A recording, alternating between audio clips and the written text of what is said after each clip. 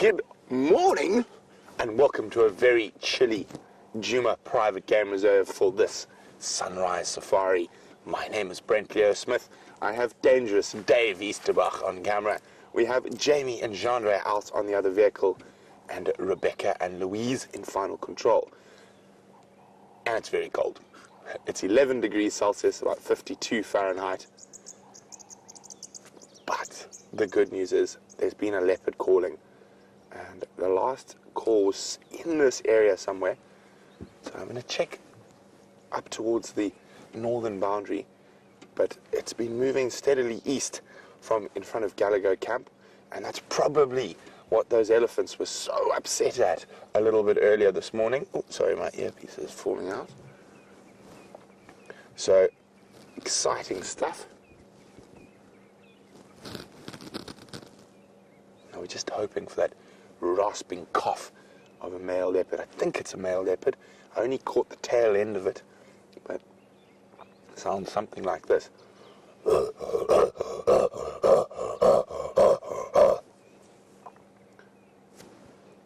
No response. So let's go see if we can find this creature before I turn into a popsicle.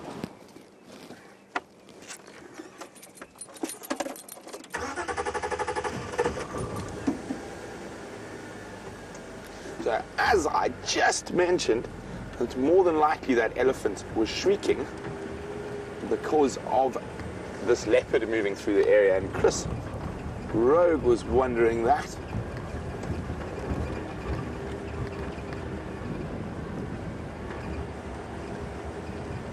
Now, Lex is not out yet, and he heard it from camp. And he said it sounded like Gowrie cut line. So we're going to check Gowrie cut line. That's just an impala. We're going to blind the poor creature.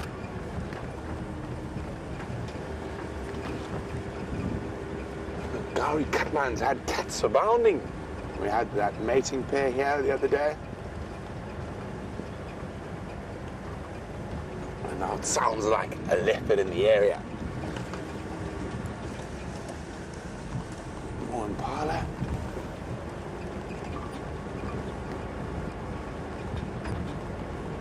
Haven't heard any alarm calls just yet.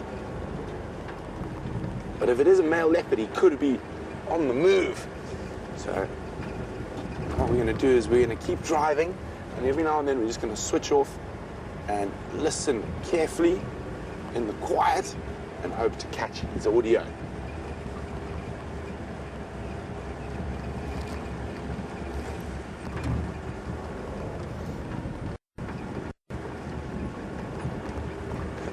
Red dog thought I was wearing socks on my hand for a second. No, just my mitts. They're quite useful because I can pop them open if I need to use my fingers, but there's no need right now. So while we continue the search for this leopard, let's go to Jamie so she can bid you a good morning. Good morning and welcome to the Sunrise Safari. I probably don't need to comment on how nippy it is this morning. I'm sure Brent has already got that covered. But I'm going to again, because at this point I'm not entirely sure if I'm still in possession of all 10 fingers. I think that Brent's sock-like gloves are probably more effective than my sort of fingerless ones. I think it's time to progress to something more efficient as cover. But yes, good morning. My name is Jamie, and I have Jeandre on camera with me as we head out into the chilly morning air to see if we can help Brent find that leopard that's been calling around the camp. What I'm just doing quickly before we do that, since Brent is already hot on its trail, is to look for that hyena that was calling somewhere around here, just because it's so wonderful to have that whooping sound caught on camera. Most of you have been hearing them all through the night on the various cameras, whether they be the Djuma or the Arathusa Dam cameras. And oh dear, my hat's doing this thing. It's trying to creep up. Stay down. Stop making me look silly. This hyena was somewhere here, doing that wonderful whooping contact call that hyenas are so famous for. It's a beautiful sound. And he's also doing that woo, woo sound, that sort of looping upwards and downwards call. I was hoping we might catch him on camera. I'm almost certain it's him, just because in general, the clan males, first of all, hang out around quarantine far more, but also, secondly, they spend, as clan males, they actually spend quite a great deal of time reinforcing the clan's territorial position and actually play quite an integral part in the whole hyena clan society. They have been recorded as calling more frequently throughout the night than females. That being said, that's all literally noise and bluster, because I don't know where he's gone. He's probably on his way back towards the den. Last night, when we were sitting up here around fireside chat, having a lovely time after the show had ended, we all sat around the fire and just had a chat amongst ourselves, and we were joined by that not massive herd of buffalo, actually, that's an exaggeration. I'm doing the James thing, the giant herd of buffalo, of about 100 buffalo, wandering onto quarantine. And they sort of stood and watched us for quite a long period of time. So it was a really lovely, peaceful evening. I'm not sure where they've gone from there. We did do a careful sweep looking for lion tracks to make sure that they haven't moved through this area yet. But since we're here, and since the morning light is slowly starting to warm, not temperature-wise, just light-wise. See, I'm learning so much from this job. I can talk about warm light. Jeandre is chuckling away at the back there. Let's have a look at one of the most photogenic animals, and the moon. The moon also adds a little bit to this sighting. Good morning, zebra.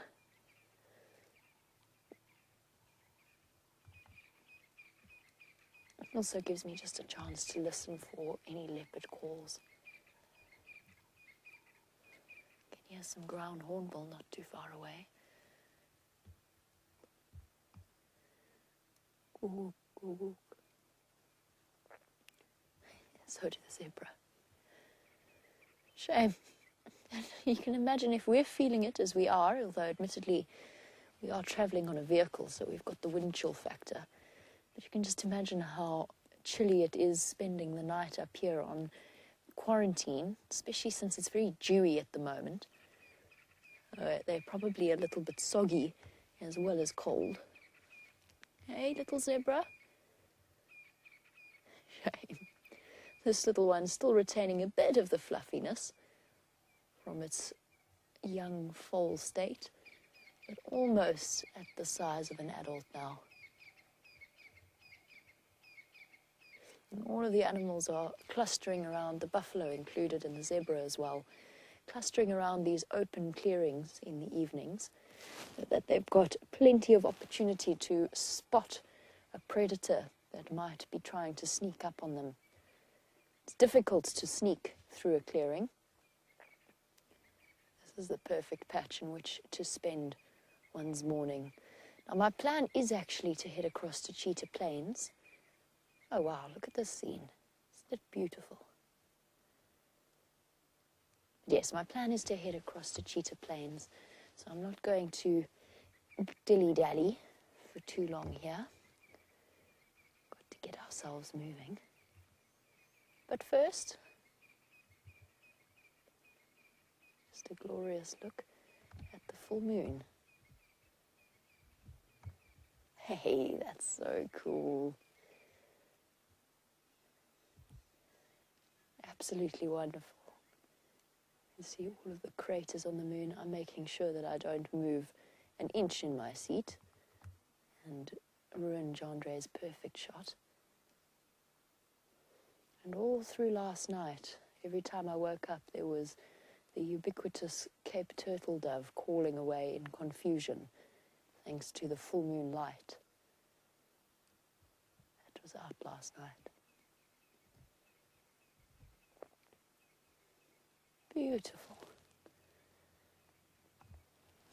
Thank you, Jeandre. That was really lovely. Okay, but now we must carry on and see if we can't help Brent out with that leopard. So Lex called us. He said the leopard is moving east. Brent's sort of directly where he thinks the leopard might be. What I'm going to do is I'm going to cut north and then travel east and see how that goes, just in case that leopard does go to the north. Negative, Alex. I'm just standing by how over the cut line between Hyena Road and Gari cut line system. Ah, Brent is also hitting Buffelshoek cut line at this point. Oh, there seems to be a slight problem with making my Game Drive channel go quiet, which is why it's coming through in the open. That's okay, we'll get that sorted out relatively quickly. Of course, yesterday, we were searching in exactly that spot where Lex heard the leopard calling, which is most interesting because I'm pretty sure it was hiding out there for most of yesterday. From Hyena, hello. We were looking for you. Oh, they're so fast. It's incredible.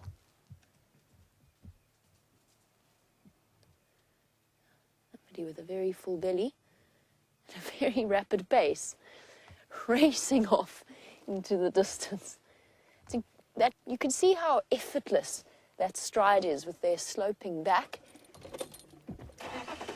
Creatures adapted in response to evolving alongside lions to be able to cover enormous distances with expending very little energy. And that hyena can maintain that speed for at least half an hour. It's not going to, obviously, because their clan territory is not that large in this particular area. We're not desert-based or anything else of the sort. I know that's his tracks, but it might be quite nice to look at a hyena running track.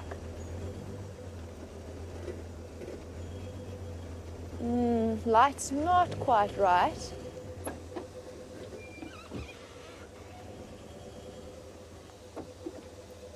I think that's going to be a little bit tricky, but can you see it there, Jeandre, where he sprinted across the road? It's not going to come through very clearly. It's a nice idea, just to get the idea of distance between the strides. Still that sloping crosswalk. And then dashing off. So they don't take enormous strides in the same way a sprinting leopard or a lion might do. But nevertheless, covering enormous amounts of ground. Okay, we don't want to stay for too long. Otherwise, I would usually hop out and show you. But it's time to be heading on.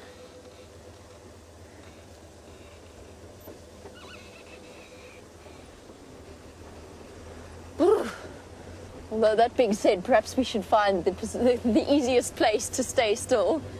I mean, yesterday, Viam and myself didn't have to move because we had an African wildcat for most of the morning. Oh, there goes the hat again. Yank it back down. Although I suppose it'll provide you with some entertainment until we find an animal for you.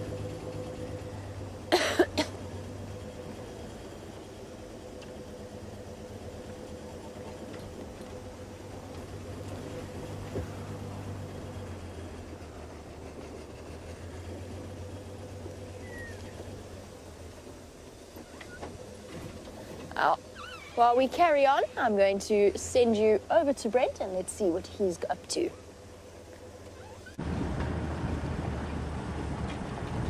So while listening for leopard, we heard lion calling just down the road. So it sounds like it's right on our boundary. So we're just going to scoot across there, have a quick look. I'm going to guess on this ridge up ahead or maybe down towards the Buffelshoek waterhole.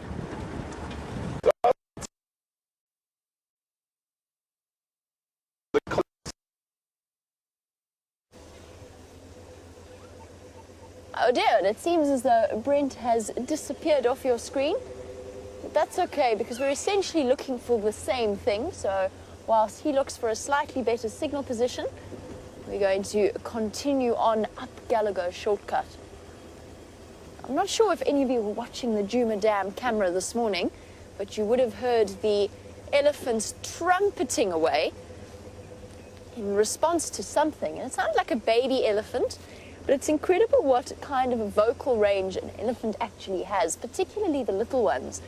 And they're capable of producing squeals and screams that sound almost like human beings in distress. Can be a very scary sound if you don't know what you're listening to. But for those of you who were watching the Djuma Dam camera while you waited in eager anticipation for us to appear on your screens, that was the sound that you were hearing. That's very interesting. It's not the cat that he was looking for, but Brent has found, true to form, another one of the big cats. So there we go. We've got the lions that were making the noise. I said to Dave, I think they sound about right here, and literally a lioness popped up. We got 3 lionesses of the Nkuhumas ladies. Oh, excuse me. And it's the 3 big girls, not the young girl. Oh, look at that. Please just zoom in on her belly, the one that's coming through at the back. Yes, her. Let's have a look. Oh, they're going to roar.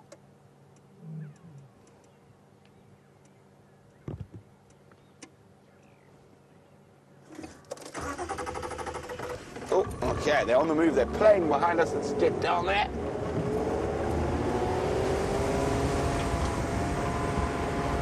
Chasing each other. There is a bit of a dip here.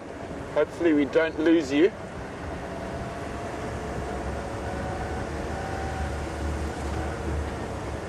Look at that, look at that! Chasing each other. Full of the joy of the cold.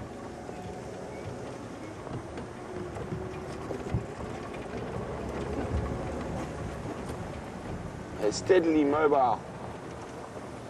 West.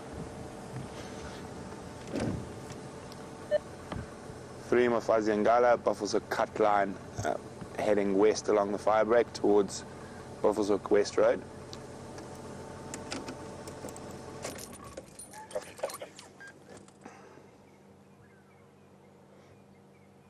Here we go, Nkuhumas ladies. The lady at the back is the one that looked quite pregnant. We'll try to get another look at her now, but she's quite far behind. She's about to come up in front of us here. Dave? These 2 are doing all the fun stuff, but we'll have a quick look.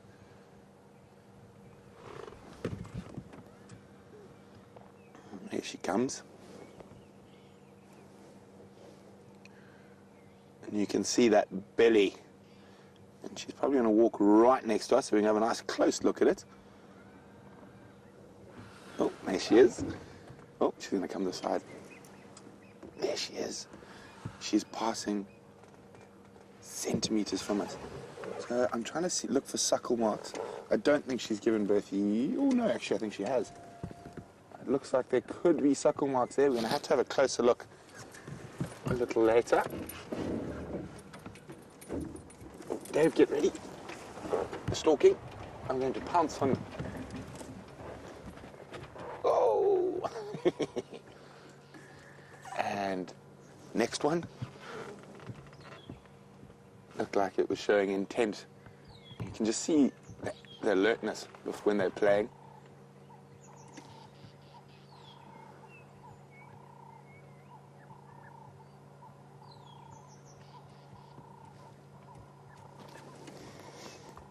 Okay, let's turn around.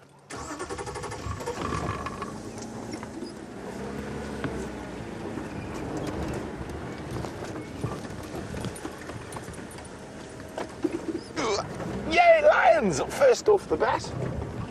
So, often I do go on about this a bit. Oh, get ready, Dave. Oh, jumping on each other. That's the great thing about finding lions sort of just after first light. Even if they're not hunting, they often quite out.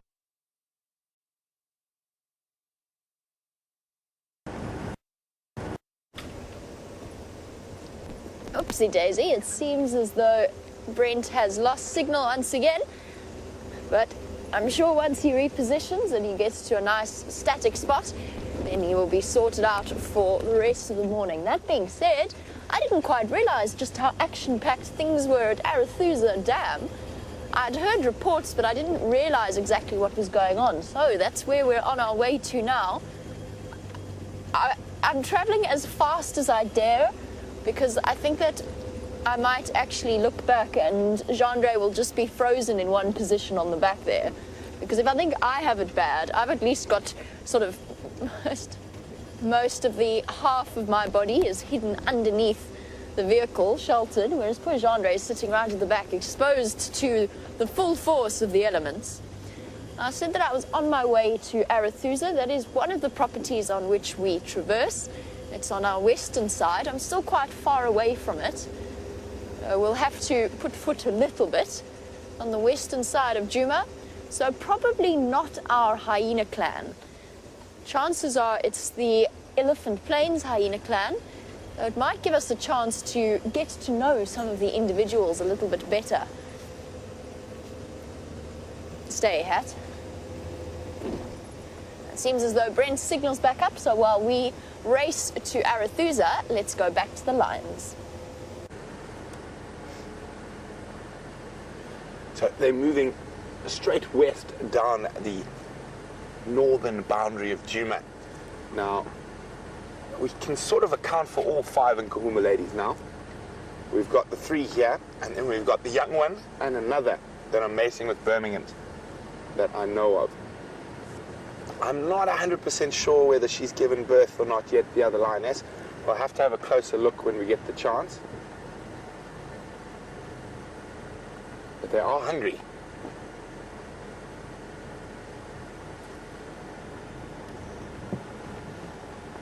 Oh, I think we're on the stalk. I'm going to get ourselves into the... So, as I was just saying, Kyle, McFetters, there are 5 lionesses in the Nkuhumas pride. These 3, and then 2 that are off mating with Birmingham males. Here we go. Get ready, Dave. Get ready.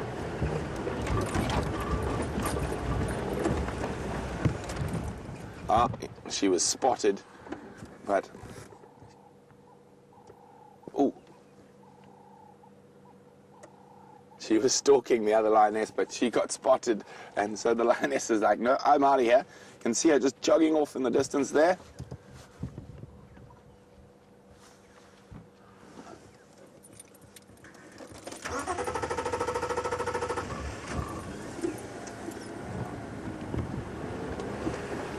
What a great way to start the day.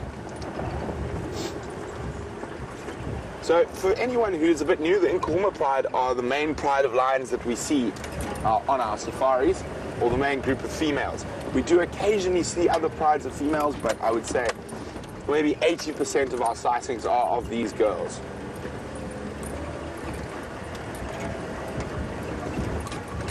Oh, they're jogging at a high speed.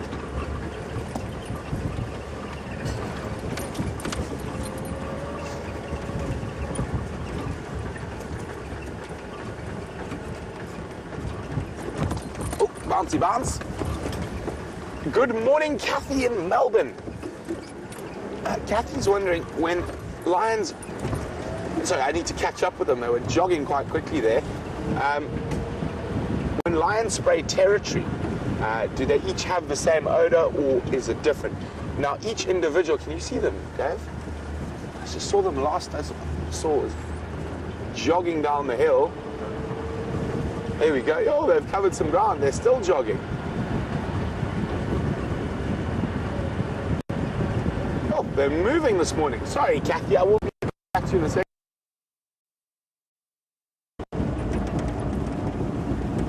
I wonder if they've heard something that's keeping them moving, or they've been chased maybe possibly by another pride of females.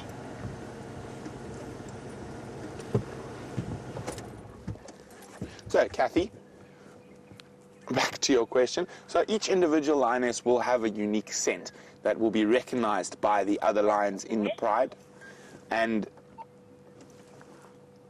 by lions from other prides, and they'll recognize that that lion is not in their pride.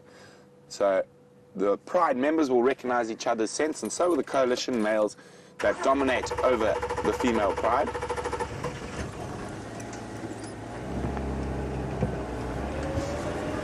So you can hear Wendy sounding a little bit sick. It's not a big problem. Oh, they're on the run again. Get ready, they might jump on each other, Dave. I'll tell you when. It's very unusual. I haven't seen lions move like this unless they've been chased. And they've heard something that we didn't hear. But I mean, we are doing probably close on 15 kilometers an hour to keep up with them when they're jogging.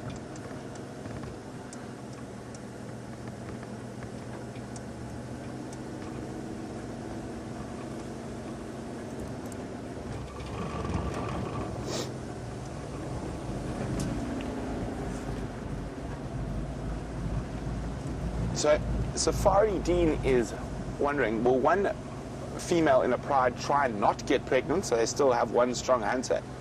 Most definitely not, and pregnancy doesn't really hamper a lion's hunting ability at all. I mean, they are designed. Oh, there we go, on the jog again.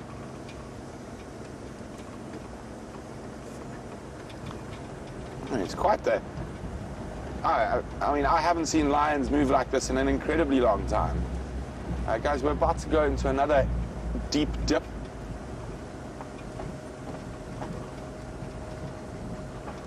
So we may lose you for a second, but we will definitely stick with the lions.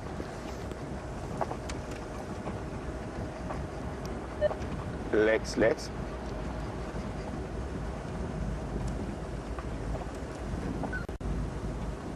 Go ahead. Lex, these animals are highly mobile. I mean, we're about to hit Gari cut line now. Copy. I am keen to go in there. I just want to check the road. Copy, thanks. I think we might meet you there at this speed.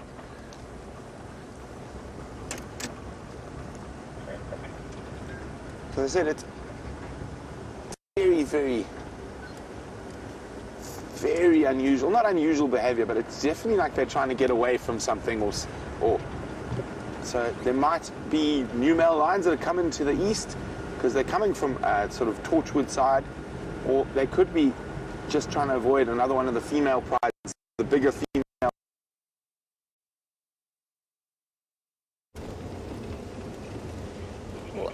While Brent attempts to unwrap the mysteries of what's happening with the Nkuhumas ladies, we've taken a shortcut towards Arathusa and we're racing down the road, increasing the wind chill factor, or at least decreasing our internal core body temperature by about 5 degrees.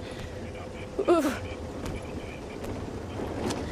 Let's go and see if we can claim a spot at that hyena sighting. Not impossible that there's other male lions that have entered the scene.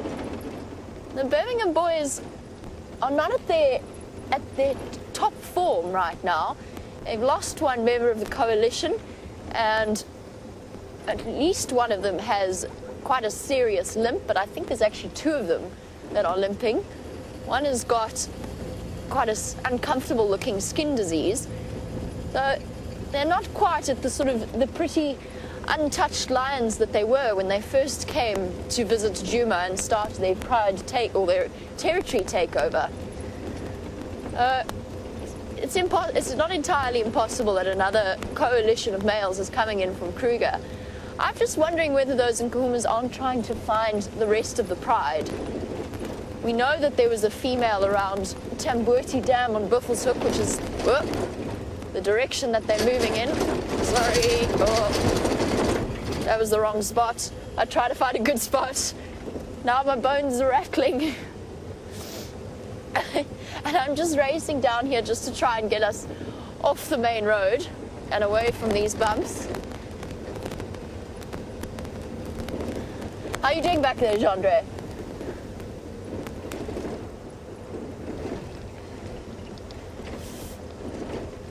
Jeandre is still on the back, but he's only really managing a weak thumbs up.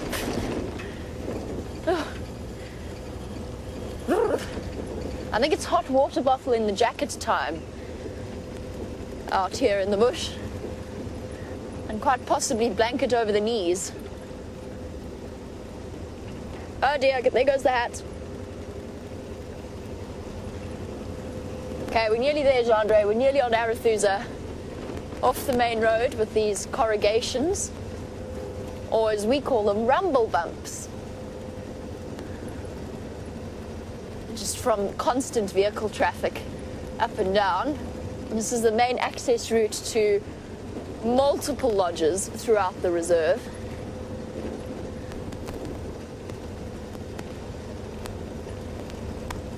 Oh. There's the boundary. I'm going to be so glad when we do hop onto Arathusa and we can slow down a little bit.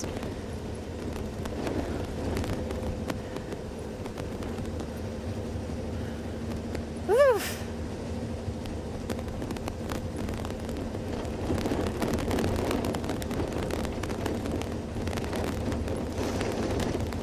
And of course, once we do head on to Arathusa, there's always the possibility that Shadow is going to emerge and come striding out. It's been a long time since I've had a chance to see her, so I'm really keen on trying to figure out exactly where she's gone. So while we do that, Brent's signal is back up and running, and he is still with those lions, so let's find out what's happening.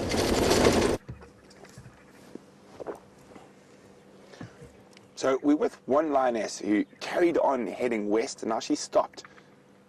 We can hear elephants behind her, breaking branches. The other two went north into Buffelshoek at that bottom of that little dip. And she's looking back forlornly. I'm hoping she tries to call them. Oh, she is a pretty, pretty girl.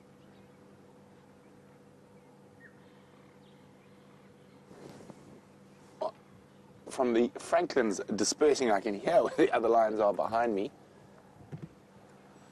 But they're still quite deep in Buffelshoek. I'm hoping she doesn't go to join them. I was hoping she would call them out. But it does look like she is going to go north across our boundary. Unless the other two come back. Come back, other two.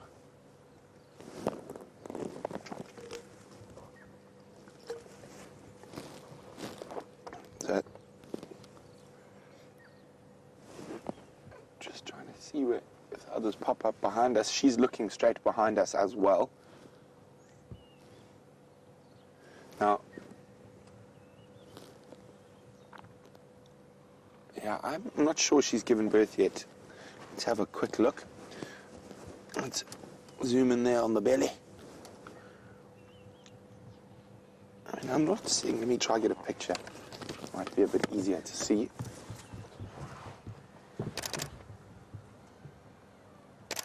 I think she's still pregnant. I'm not seeing any visible suckle marks. Or maybe... Nah. I think it's just a bit of dew on her belly. And unfortunately, she is heading into the north. Let's just go forward a bit, see if we can spot her. And she disappears. There's still a good chance that they might come back. And you still see her, Dave? I don't see her. Oh, there she is. She's behind that thicket there. Might get a view from... Oh, she's disappearing. Let's try a little bit further back. Might be a better gap. Lex, there's a Gala crossing north at Gary Kaplan Junction.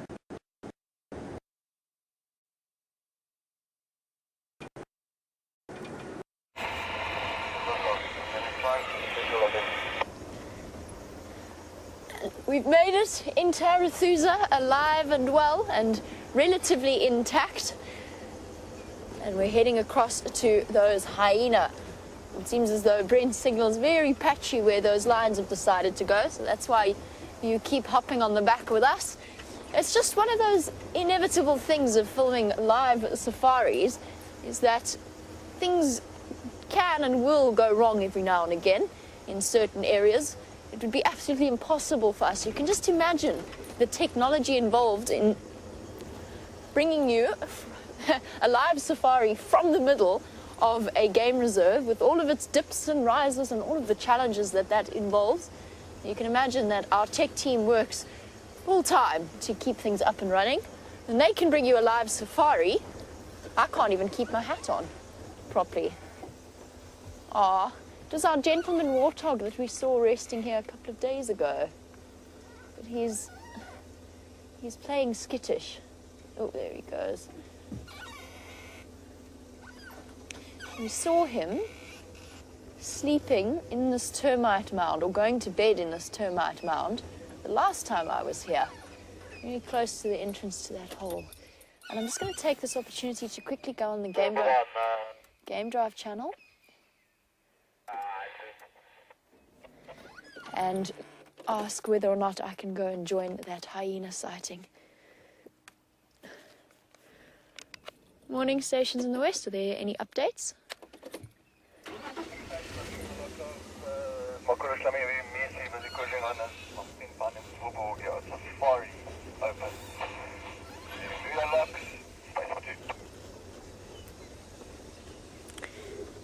Morning, if any station can copy me, I'd like to join that Misi lock.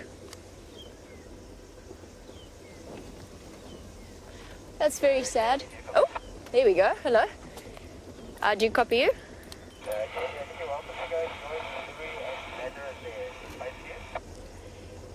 Copy that, thank you, I'm on my way.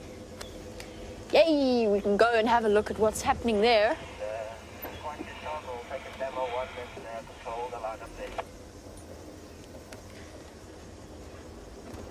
Copy that, thank you very much. So as I was saying, our tech team deals with a tremendous job. So they will be attempting to sort out Brent's problems with his vehicle, or at least with the signal from Wendy, and get him back up and running. Unfortunately, at this point, I'm too far away to be able to race back and join him at the Lions. Rusty, you're doing well, though.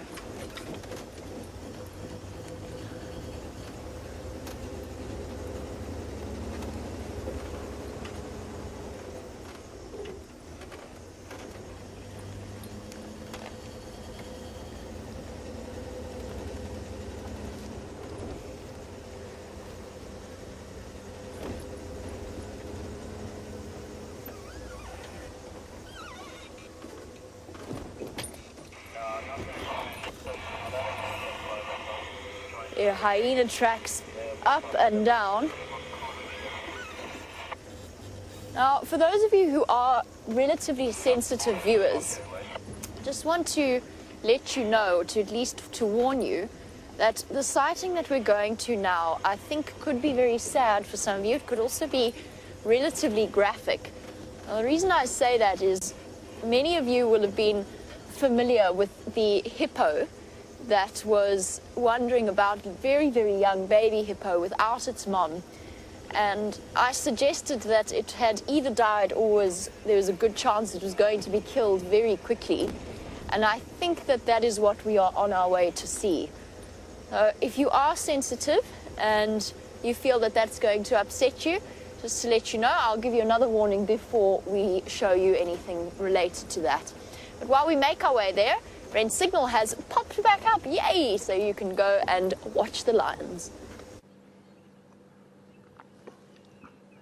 So we started our morning with 3 lioness jogging, and I think I now know the reason and what they were jogging from. So as we come out a bit, hello, Mr. Birmingham. So this is not the same Birmingham we saw yesterday with the young female. And this is still a mating pair, but it's the other mating pair. So there was a Birmingham and the young Nkuhumas female, and here is a Birmingham and an older Nkuhumas female. And what they're looking and listening at so intently is not good news for us. There's a herd of elephants moving towards us, and I'm really hoping they don't chase them into Buffelshoek. The rest of the lionesses have crossed into Buffelshoek, but we've still got these 2 who came jogging up the road behind us. I turned around to reverse, and all of a sudden, these were, oh, I think they might mate. No. Look at the light on his face. Isn't that stunning?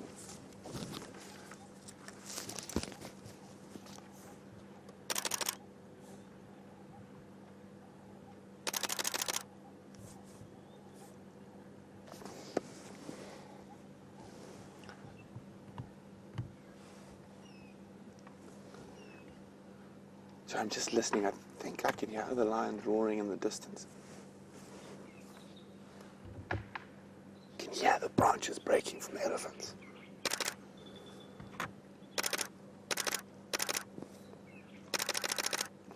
Oh, isn't that gorgeous? I hope you guys are getting some really great screenshots. All special.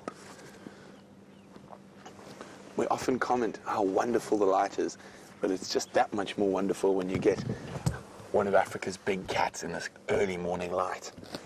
I'm just going to see where he's off to now. Hopefully, they stay on Jeandre.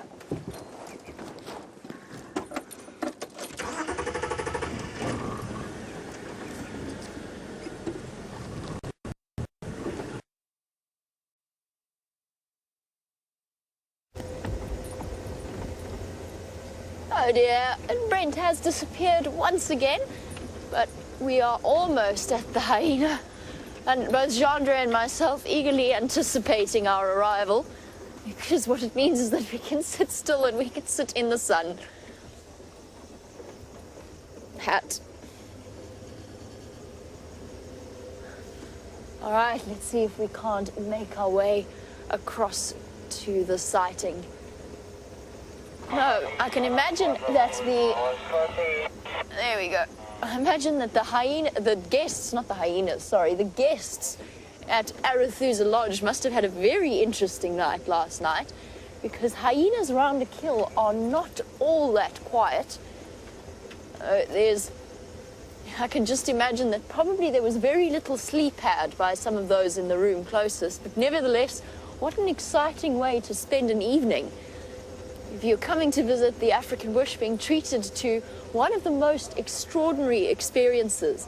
And the vocalizations of hyenas around a kill, they get very, very excited. There's lots of giggling, lots of cackling. And that's where you really get an idea of where the spotted hyena gets its nickname, the laughing hyena. Because they do sound like they are giggling away. And it's actually, it's all part of a very complex interaction within their society. Who gets to eat first and who doesn't.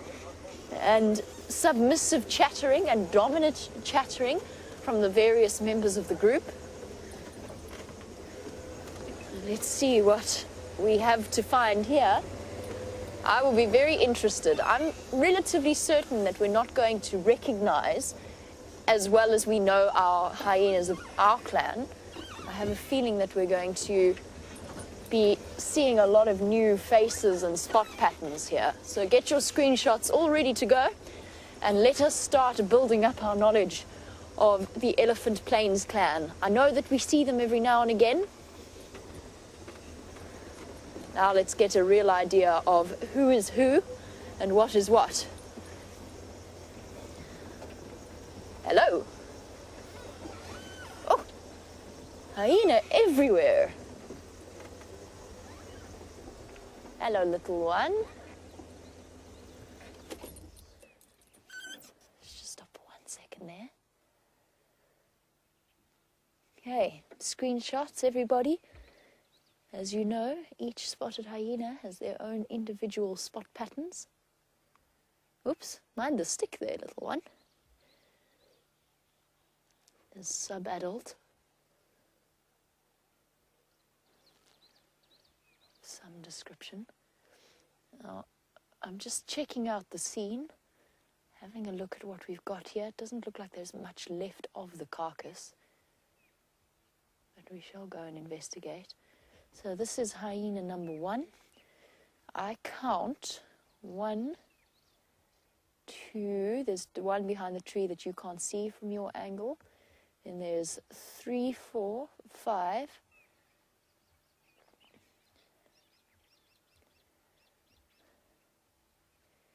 And then 6.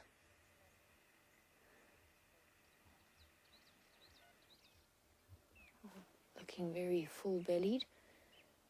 And then 7, 8, 9, 10, and an 11th. And apparently there were 14 here at the height of the hyena action. So let's go a little bit closer. I don't think there's terribly much left of the carcass, but again, a warning for sensitive viewers.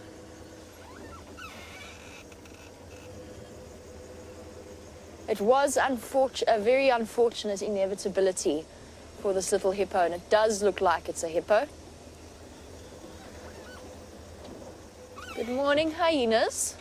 Have you had a wonderful night?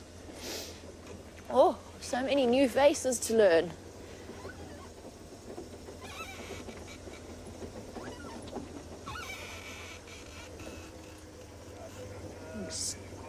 Extraordinary scene here.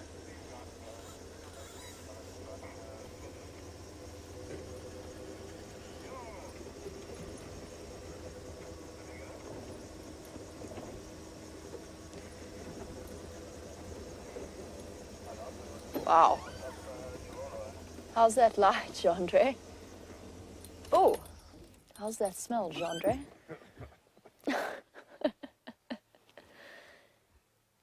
Wow. Yeah.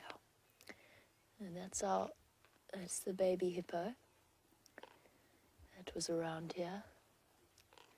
And I'm surprised that there is as much of it left.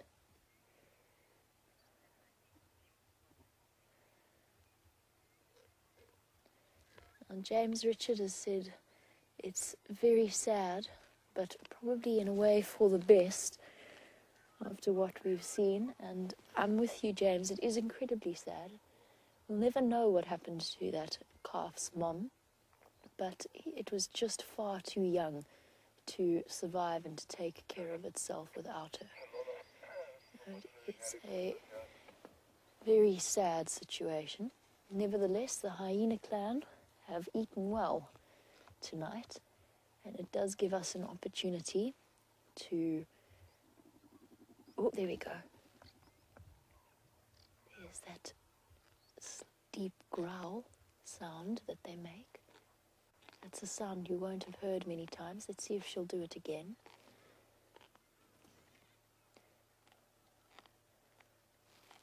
Judging from that belly, this is a high-ranking individual.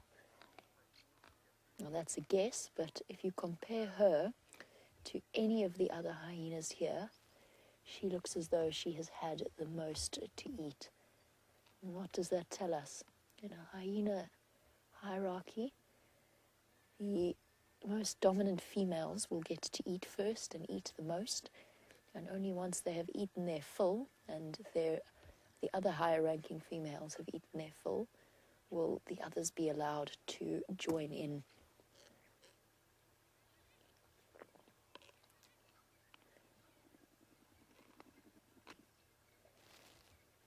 You hear that low, almost vibrating call.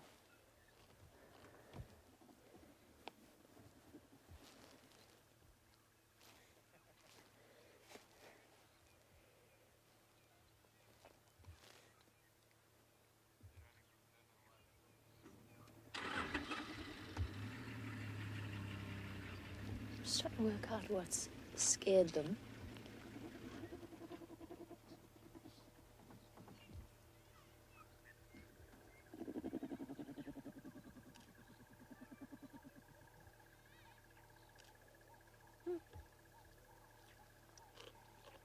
I'm actually going to be silent because we're going to get some nice vocalizations.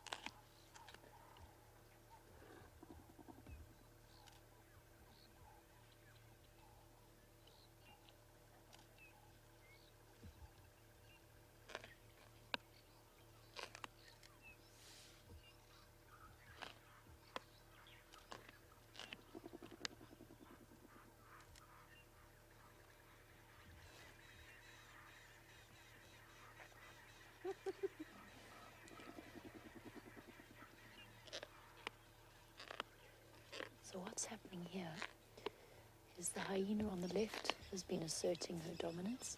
The hyena on the right was making the chattering, giggling sounds, That was an indication of submission. And basically saying, please don't attack me for eating.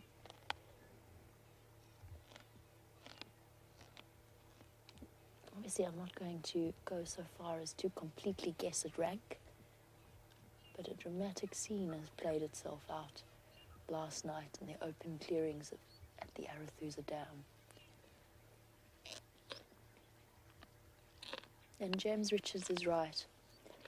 It's very sad, and I must say we're going to be seeing more and more scenes of this nature as the drought continues. And the hyena clans, and the lions, and our leopards, all of our predators actually, are going to be the ones who flourish over the next few months. Oh, don't you make such an attractive picture?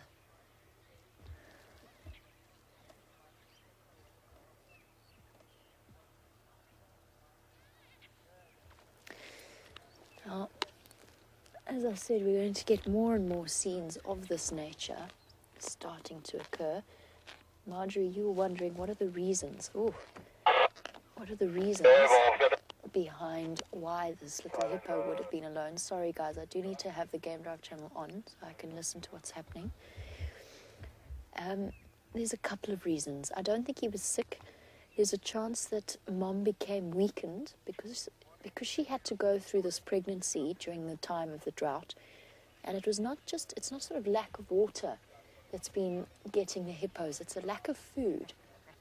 And they've hardly had any grass. There was a stage, remember there was that stage before the rains that happened around March, where everything was just so bleak and dry. And there was hardly anything for them to eat. So my conjecture is that the female carried her pregnancy to full term, but with minimal nutrition. Then she still had to lactate to keep her baby well fed. And just by the way, I know you all are taking screenshots that we can use later for identifying these individuals. And I suspect that she probably just wasn't strong enough. There wasn't enough food.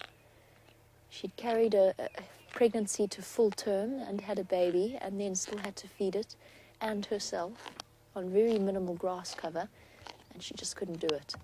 That would be my guess. It could also have been a fight over space that she might have been injured in as well. And as hippo are quite happy to live together when times are good, but when times become more stressful, they struggle a little bit in terms of sharing the water that they're in. Here we go, we've got some fantastic body language. Here's our high-ranking female going back in. We could get some really nice vocalizations.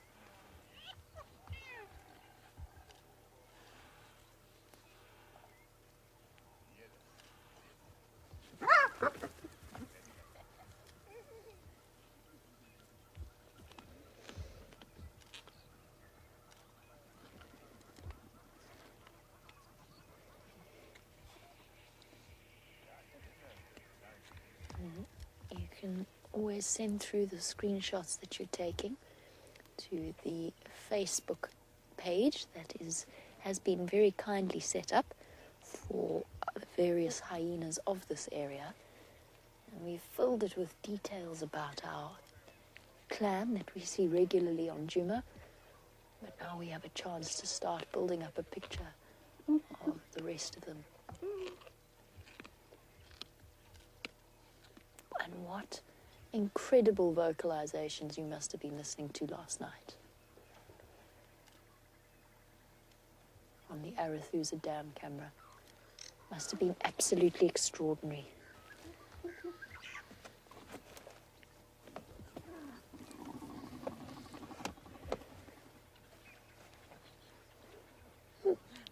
Quite nervous.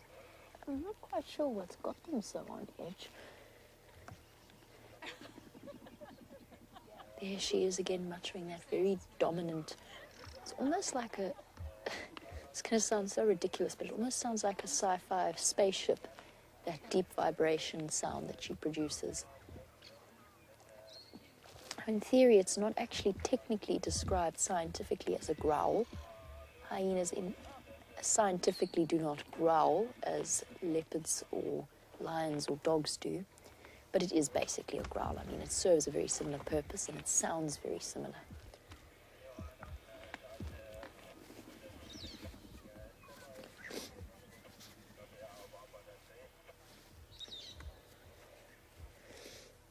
Now, Charlotte, you were wondering how this little baby died and whether or not it was from natural causes or whether the hyena killed it. And the answer is they must have killed it. It was probably weakened in the fact that it's been subsisting on solid food and very, very sort of bad quality solid food for a long time, and it's far too young to have been fully weaned. If it had been a natural situation, if its mother was still alive, it would still have been suckling at the stage at which it was at. No, it was weakened, and with a hyena clan of 14 strong, and probably more, but at least 14 hyenas that tackled it last night, you can guarantee that they were responsible for its death. And the little hippo actually didn't really stand a chance.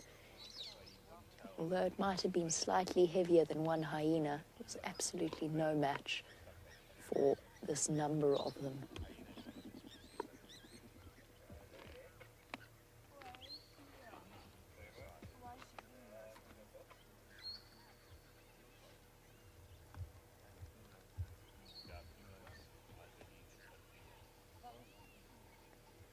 Incredible.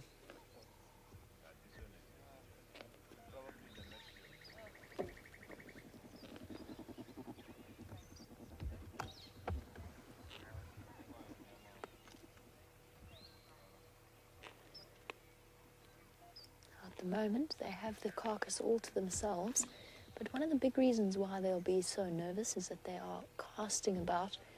There's always the chance that a lion pride is going to want to come and steal their kill. As we know, lions are some of the biggest scavengers out here, in size and in terms of how much they are willing to scavenge. Then there's also the chance that vultures are going to discover this scene relatively soon. But as magical is picked up, it's a bit too cold for the birds of prey to be on the wing just yet. And you want to know, magical, how long it will be until it's hot enough that the birds of prey will discover this.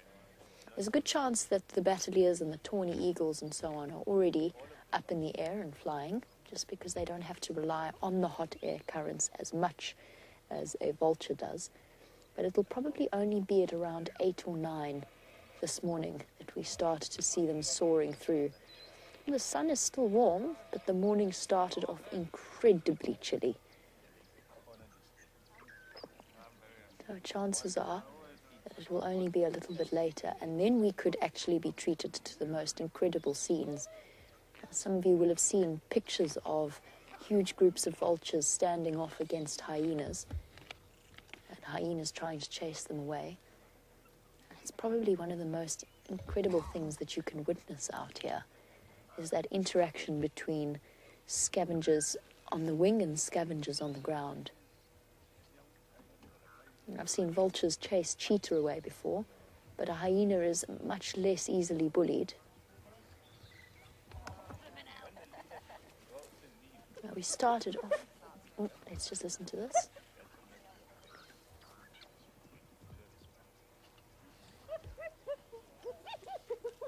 Did you see how they all waited for that female to feed before they all piled on? I think it's safe to say that she holds a high rank in this hyena clan. The rest of them had to wait their turn, tails up in a lot of cases in excitement.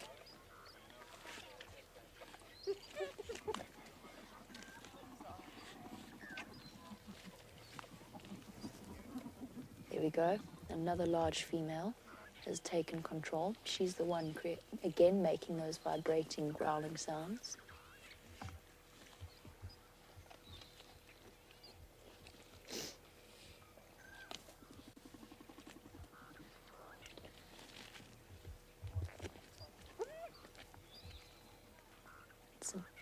You can learn so much about a hyena clan from their interactions around a carcass like this. And what we will do at some stage is reposition and go around to the other side. They seem to be really tucking in now. You can see some individuals much smaller than others struggling to push their way into the feeding frenzy.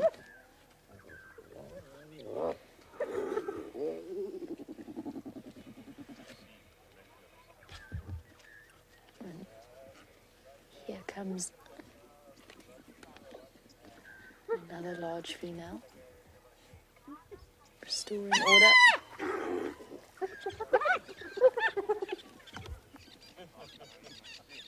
Tail immediately tucked between an individual's legs, so told off by somebody. Hard to keep track with them all crisscrossing around each other. I hope you're all attempting screenshots and to keep track of who is who.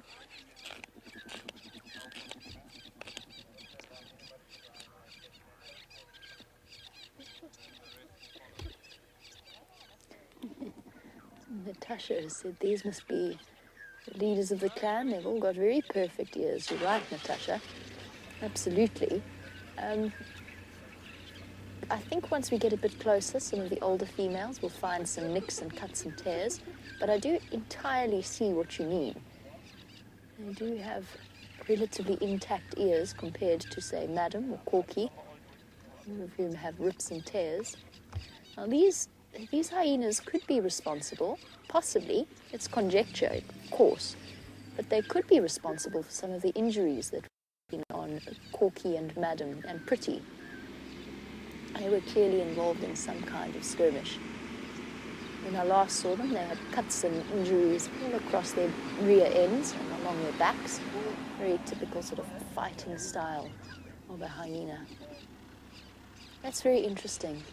That big female is one a little bit to the right, now adopting quite a submissive to the other individual. So whilst she might have a high rank, morning!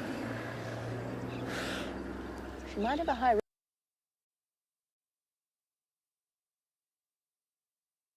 ritual here.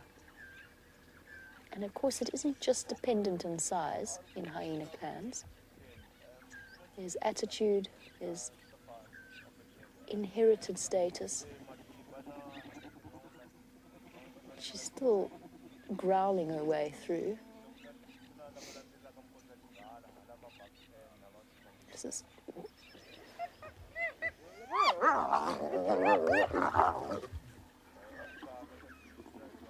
Again, have a look at that. There was a smaller hyena that put the other in its place. Good morning. Say good morning to some of the other guests coming to join us.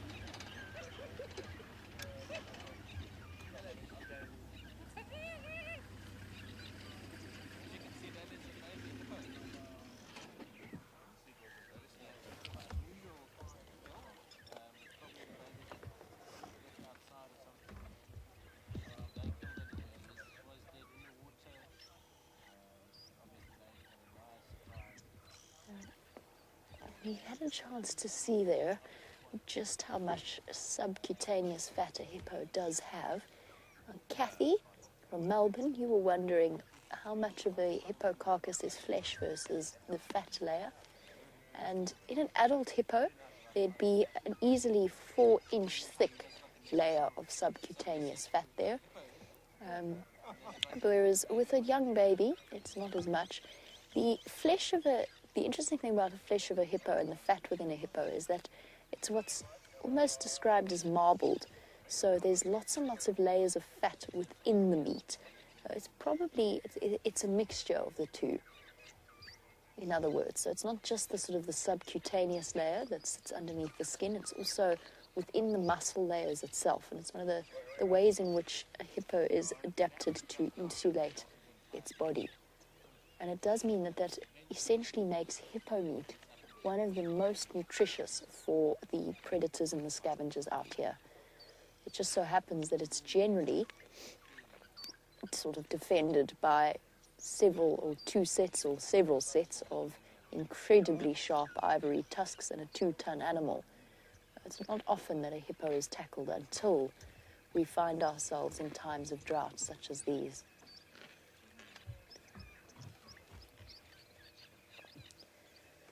Things have started to settle, and whilst Jeandre and myself are relatively warm, we're also being bombarded by the smell of this hippo.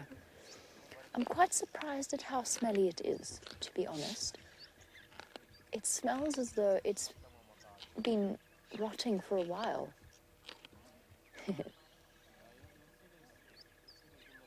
Jeandre, the wind is blowing straight towards us, towards Jeandre and myself. We found a lovely position for the light, but we didn't perhaps choose the best position for the wind.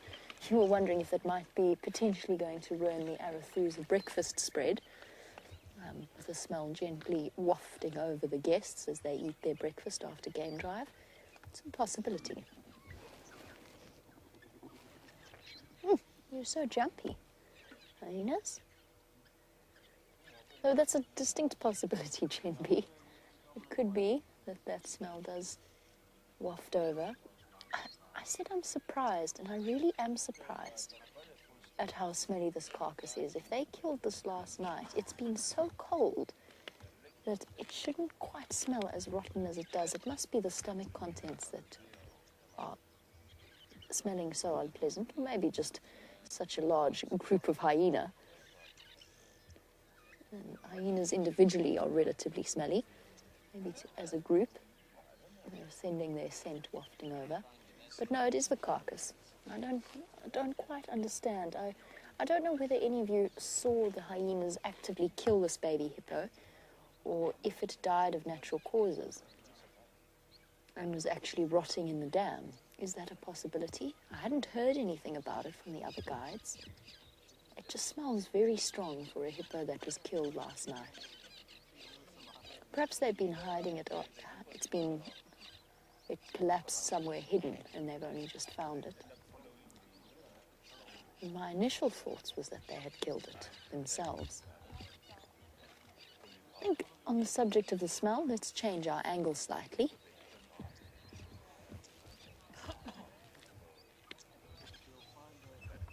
Oh, shame. Thank you, Jody, for letting me know. That's what I initially suspected. I'm just quite surprised by how smelly the carcass is. But Jody in New Mexico said the hyenas did kill this hippo, and it took quite a long time. And so it took a couple of hours before they managed to kill it. It was very, very sad, very unfortunate. Shame. But I do feel as though it was relatively inevitable. It's just very sad to witness.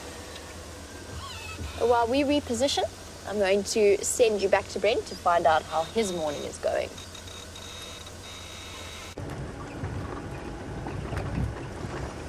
So, what an exciting morning! Lions and hyenas, the two dominant predators of the Sabi Sands.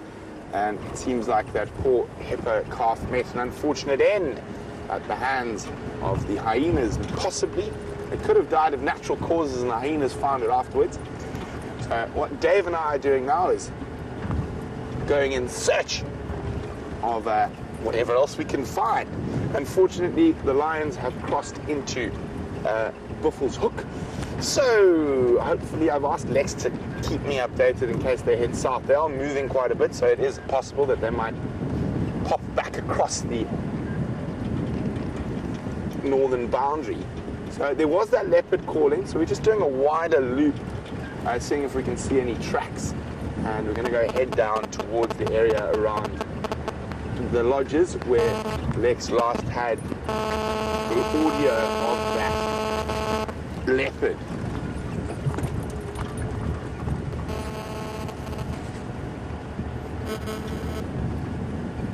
And it is a glorious morning. It is still very chilly. I took my gloves off for half a minute and I thought I was being very clever, and they quickly came back on.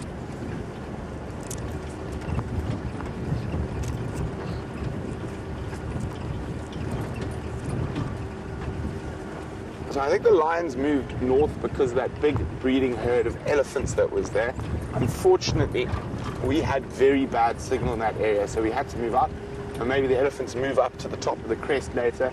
So we're going to head in that general direction where the leopard was last heard and there are elephants around. Hopefully we can find something fascinating.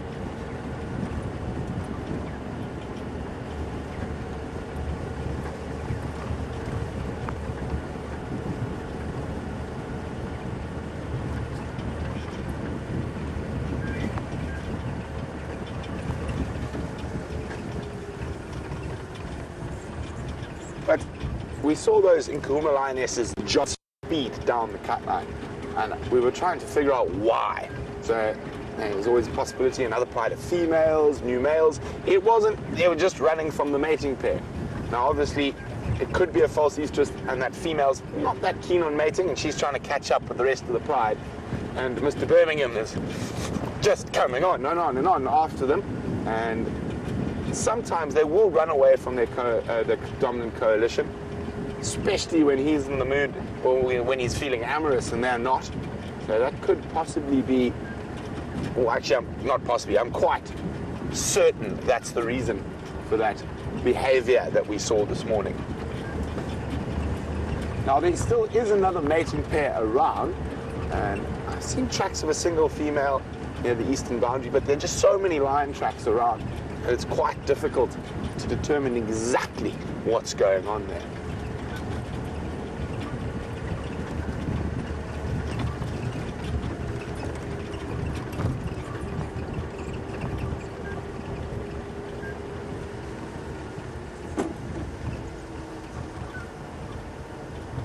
Oh, sorry, I pushed the wrong button. Okay. So I was hoping possibly there were some lions around here just from the tracks, but it doesn't look like it. So let's go see if we can find not the king, but the prince of predators. Okay. Okay, I'll check for sound. I'll check So if it was a male leopard calling this morning, it's very likely it could be from the area Tingana, and which would mean this is one of his favorite routes. Oh, hello little one, don't run. Oh, it's a pair of them. Oh, and they're off at high speed. With grey dikers, you just saw a flash of it disappear. There we go. They were sitting so still and quiet next to the road, but often what happens with those little antelope, as soon as you stop and they realize they've been spotted, they disappear. Now, a very interesting story about duiker that comes from a bit further north of us. And it's from the Tswana tribe, which mostly live in Botswana and northern parts of South Africa. The grey duiker is the totem animal of the tribe. Now, it became the totem animal when Paramount Chief Khama was on the run from a marauding horde of Indabele, or an Indabele impi. An impi is sort of like a regiment, and they were hunting down the chief to kill him. And the area in Botswana where they used to live, these wide open grasslands, where there's an acacia called Acacia hebeclava that forms almost like an igloo-shaped bush. And after running for quite a few kilometers, Paramount Chief Khama could not run anymore. So he crawled into one of these Acacia hebeclava thickets, and sitting there looking at him was a little grey duiker. Now, the Ndebele, realizing that there's not many places to hide out there on the open plains, basically started poking spears into every one of these hebeclava thickets, and eventually they got to the thicket where Paramount Chief Khama was hiding. The duiker, still lying mere meters away from him, burst out and ran away from the Ndebele warriors. And the Ndebele said to themselves, well, he can't be hiding in there because the puti, or the little duiker, would have run if he had gone in there. So they moved on, and Chief Khama survived. And his bloodline continued through into independence, and the first president of the independent Botswana after it stopped being a Botswanan protectorate was Sir Seretse Khama, and the current president is his son, Ian Khama. So here we go. The Khama line lives and is still, even after independence and democratic elections, in control of Botswana.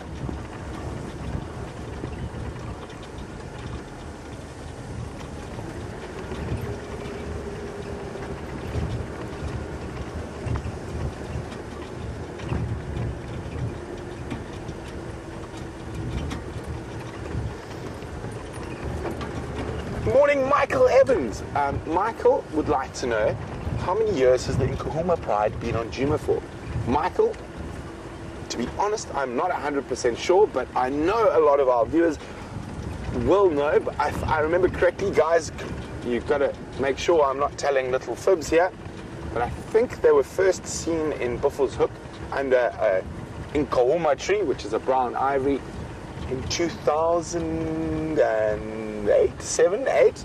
I know some of our experts out there will definitely know the answer, so please let me know, and you can do that by dropping me an email on questions@wildearth.tv or use the hashtag SafariLIVE on Twitter. So I'm about to go through a little dip. Hopefully the signal holds.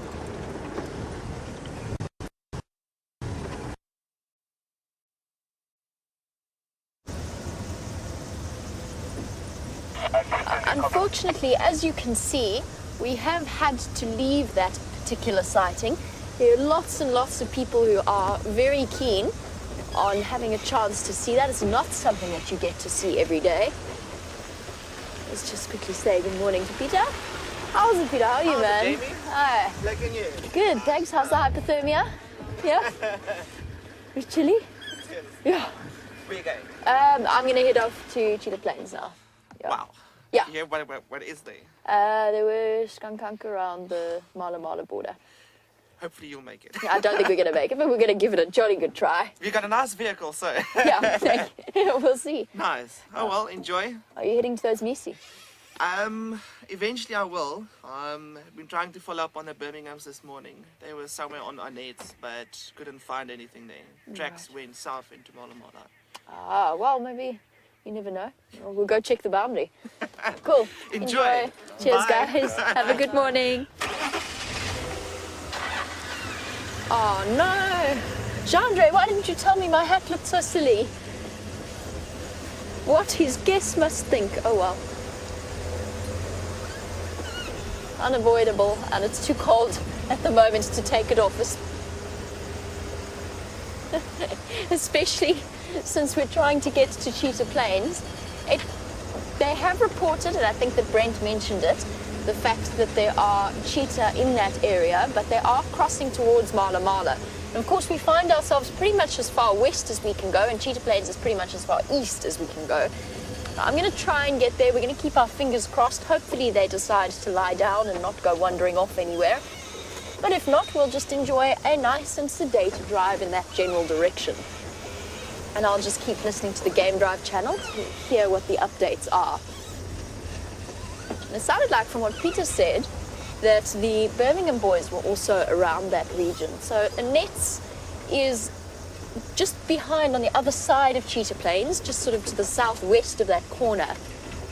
And then they headed towards Mala, which, as you know, is the southern boundary of Cheetah Plains, which is within our Traverse area, meets up with Mala. Now, they could also be around there as well. It seems as though every time I try to go to Cheetah Plains, my efforts become scuppered in some way, whether through signal or through other means.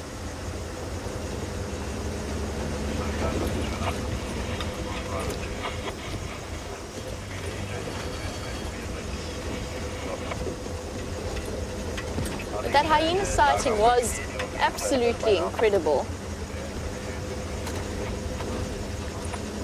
I said it was sort of a very unusual thing for us to have seen.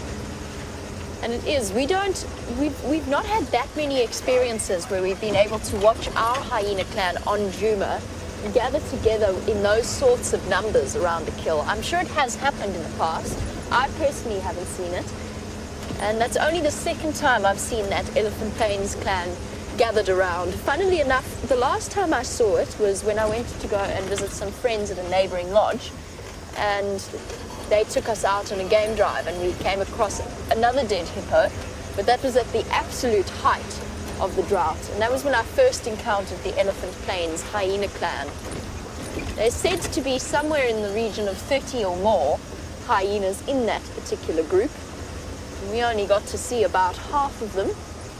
Nevertheless, I hope you're all sending through your screenshots so that we can, as I said, build up a little bit of a background knowledge to the hyena clan that neighbors and borders on ours.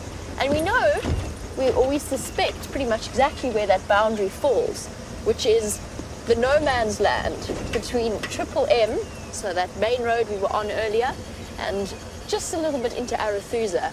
And that entire section is marked by latrines, hyena latrines, all the way along it, by different hyenas, and lots of old dung, lots of new dung as well, or scat, the correct terminology. We know where the boundary falls, but of course, as with every territorial animal, territorial boundaries are relatively fluid.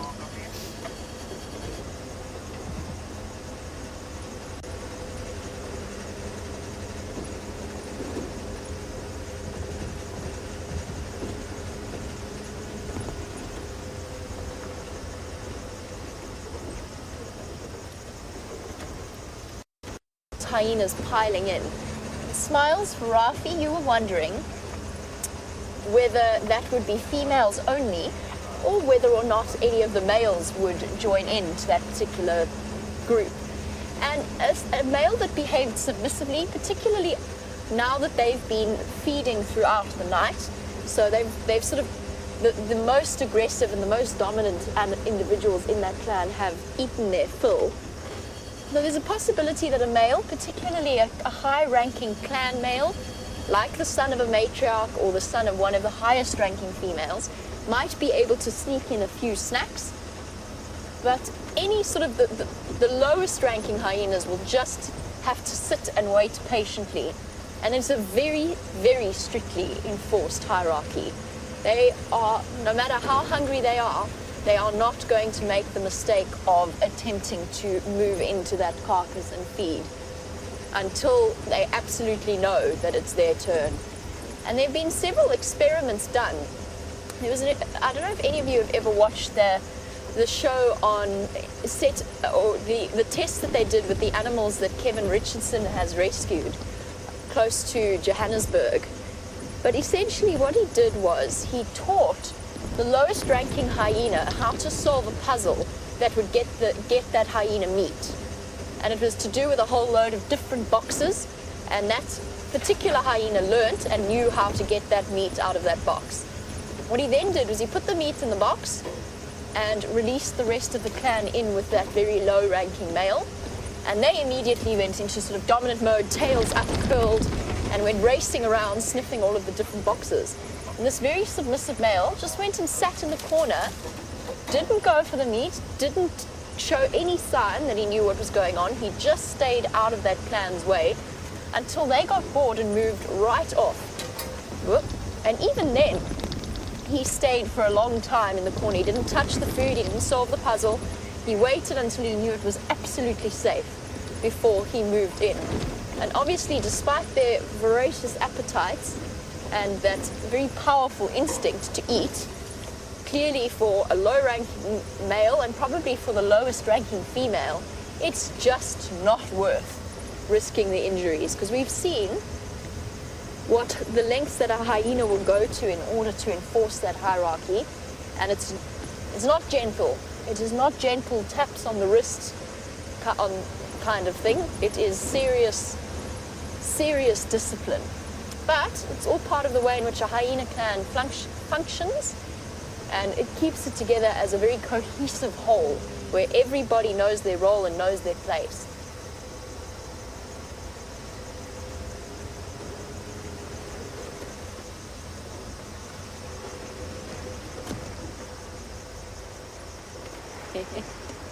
Nature's darling, yes, that's exact. Oh, this is so nice. Should we stop here, Jeandre? You just bask. Jeandre hasn't moved. I'm not sure Jeandre can move anymore. Oh, this is so nice. I feel like some kind of reptile or a dwarf mongoose. I just want to stay here and not move. But unfortunately, you probably have to, and I also probably have to steer. Now, Nature's darling, you were wondering about... You wanted me to, that's exactly what I'm saying. Yes, all of the hyenas will help with the kill. Not all of them will get to eat it. Absolutely. They'll probably get to eat it. They'll probably only get to eat the scraps. Now, Nature's darling, I'm not sure if you've ever witnessed a lion pride moving with a group of males. What will happen is the females will go. They will kill something like an impala, say. I've seen several times, male will walk in, pick the entire carcass up, the entire kill up, and take it away. And the females don't even bother to stop. They just keep moving. They don't even bother to try and eat their food. Unfortunately, it is a matter of dog eats dog kind of deal out here. Or at least survival of the fittest. And lions socializing and feeding is no different. Hello, warthog. Impressive set of tusks on this individual. We tried to get a warthog on screen earlier. We didn't manage it, so I'm glad we've got one now for you.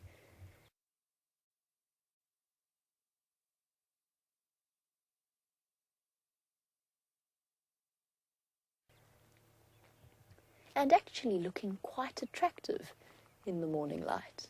And quite pretty. Everybody always talks about how ugly warthogs are. I don't think they're that ugly. Especially not with this golden light shining on them.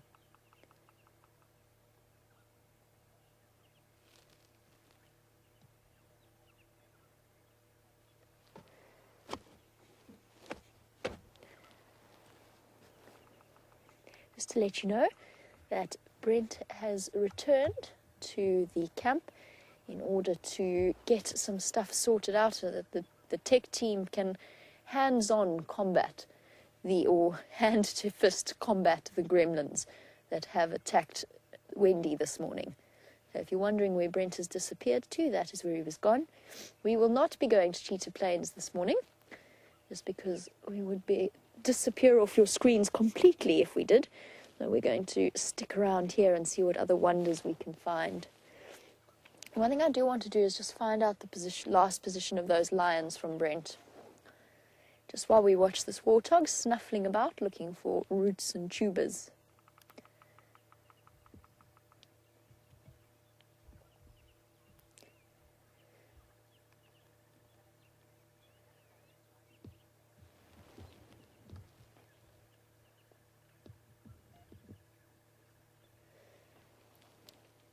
Brent for Jamie. Sorry guys, I do just have to do this for a second. Just want to try and get hold of him so that I can take you to the lions. What was the last position of those Ngala?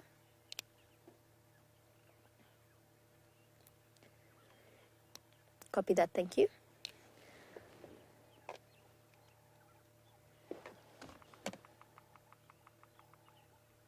And here the woodpecker tapping away, and we've got this really stunning view of the warthog, sideburns included, as it snuffles around to get to the roots and the shoots.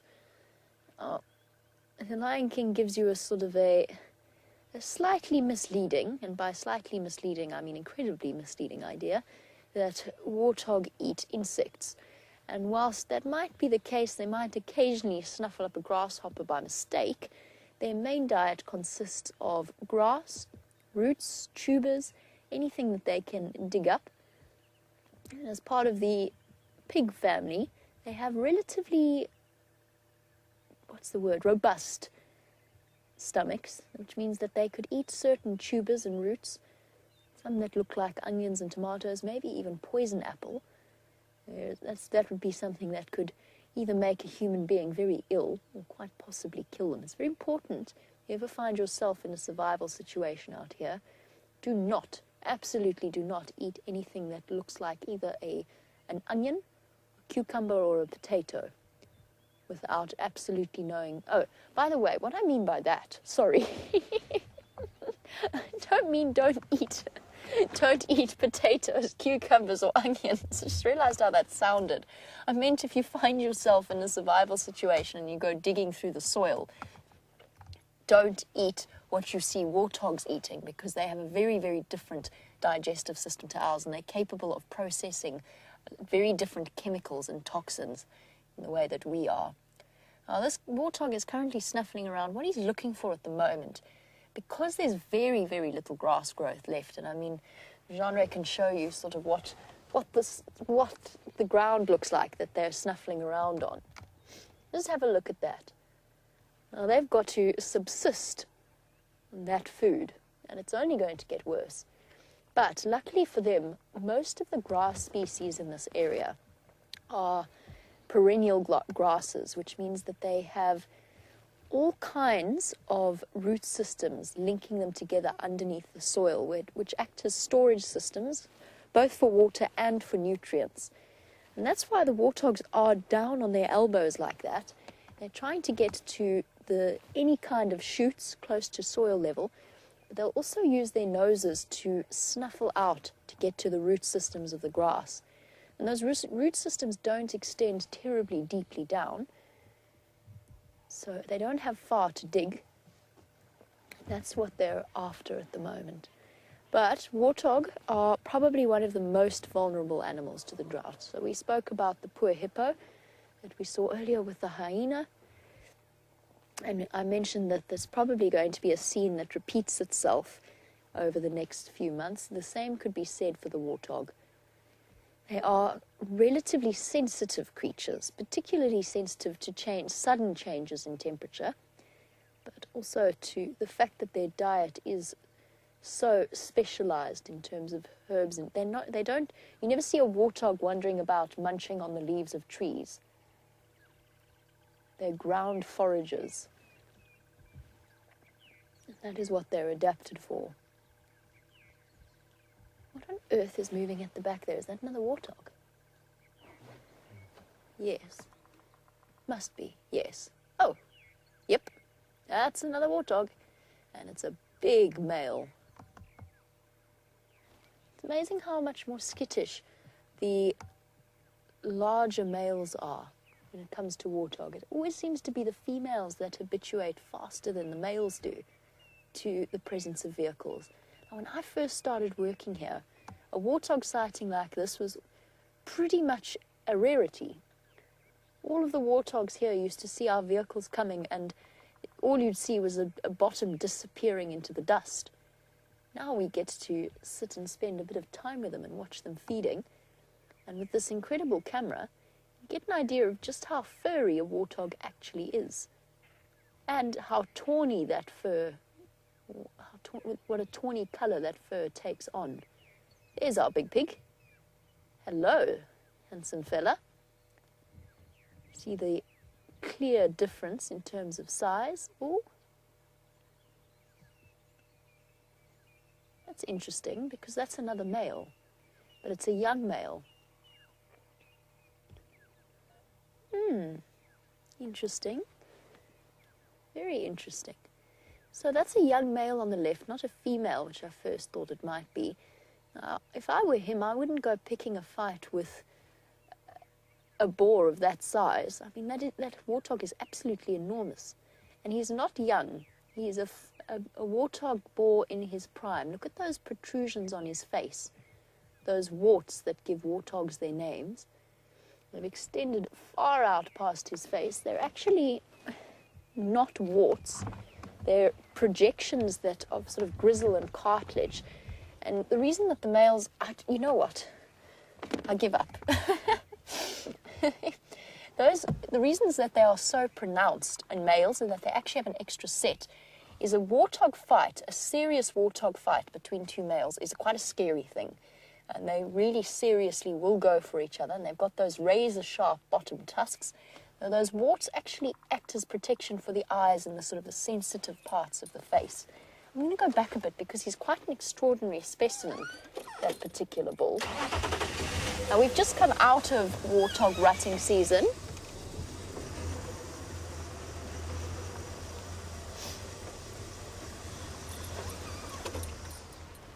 And as we sidle backwards, where's that? Oh, he's gone again. He's so skittish. He's so scared. And hopefully we'll have a chance to get to see him once again. Come on, boy. Well, we've still got the other two with us. Now, Lucy Lou Who, I hope I got that right. You want to know if a warthog is as dangerous and aggressive as a wild boar. The answer is no, generally not. However, they're not to be underestimated. So a warthog is not a naturally aggressive animal. They will run away. They are not known generally to seek out and attack humans in the same way that wild boars are known to do. Wild boars are known to charge if disturbed. Not that they actively seek out people, but they do respond aggressively to the presence of people. Warthog do not do that. That being said, the one thing that makes warthog very dangerous is, there's a couple of reasons, but the main one is that they get used to people very quickly. And because of their diet, they like to spend time around the lawns of lodges and gardens that are obviously watered, and therefore the food is of better quality. And they get used to people quickly. I know 2 people who are undergoing extensive physiotherapy due to accidentally cornering a warthog in a garden or around a building, and that warthog's gone straight through their legs and out the other side and disappeared off into the wild. So whilst they're not aggressive, they are incredibly powerful animals. They're stocky, they're heavy, and those razor-sharp bottom tushes can cause serious damage. A friend of mine has severe scars on the back of her legs, and as I said, another friend has been in physiotherapy for a good couple of years to repair the muscle and the tendon damage, again to the legs. So it does happen. One of my biggest fears with Lexi, my Weimaraner, when she was a puppy, she no longer does it. Obviously she's grown out of it and we've taught her differently, but she had a very, very strong, not prey drive, but play drive. And all she wanted to do was play with the warthog, and it was something that absolutely terrified me in the beginning, because she was about the same height, but certainly not the same weight as an adult warthog, and it's not unheard of for them to kill or maim dogs either. So we put in a lot of time and effort teaching her not to play, that warthogs are not her friend and not to play with them. Now, we do have another pig species out in the bush, and that is the bush pig. The bush pig is a little bit more like the wild boar. I have yet to see one here, but you know, we're on a roll. Honey badgers, wildcats, you never know, we might just see one. The bush pig is the nocturnal pig species. They are much larger than the warthog and much more aggressive. They share more similarities with the wild boar. I've encountered them occasionally on foot as they explode out of their burrows. They also sleep in burrows, just as warthogs do. And I can speak from experience when I say that's quite a terrifying experience. Now, as our warthog wanders along on his knuckles, Rachel, you were wondering if that actually hurts them, if it gets uncomfortable. And certainly for us, it would be terribly uncomfortable. You know, none of us really, as adults, as a child, it doesn't bother you in the slightest. You don't even realize you're wandering about on your knees. But we're much tougher when we're children. Now, the thought of wandering about on it's actually his knuckles, to be honest, and I'll go into more detail on that in a moment. But the answer is, Rachel, no. They have a calloused patch around that spot, and they are physically very well adapted to walking about in that body posture. It just puts their head a little bit lower to the ground, means they don't have to strain their necks. And at that angle, what it means is that instead of having to angle their faces straight down to snuffle about, they can put it at a slight, sort of almost 45-degree angle to the ground, if you can see what I mean. And what that means is that they decrease the blind spot in front of them so that they can feed like this, but at the same time look for predators.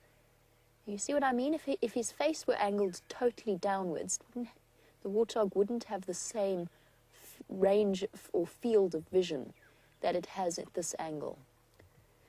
Now there, as the warthog stands up, you can even see the bald, slightly calloused patches around the knuckles. And I do mean knuckles, because his elbow, or her elbow, is actually much further up the leg.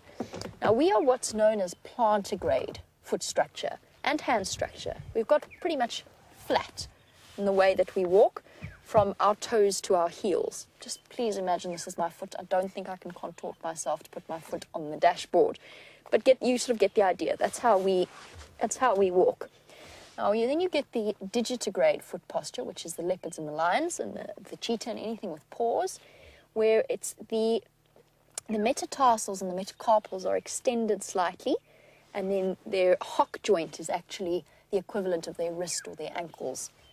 The same goes for warthog, but even more so. So the unguligrade foot structure, in other words, the hoofed ungulates, antelope, deer, warthog, buffalo, all of them, are mainly adapted. Just those two halves of the hoof are just two fingers. There's basically the equivalent of two fingers. So their phalanges extend up, right up to the point that this is the actual knuckle that they're walking on like this. I'm sorry, I'm contorting myself into all kinds of strange positions.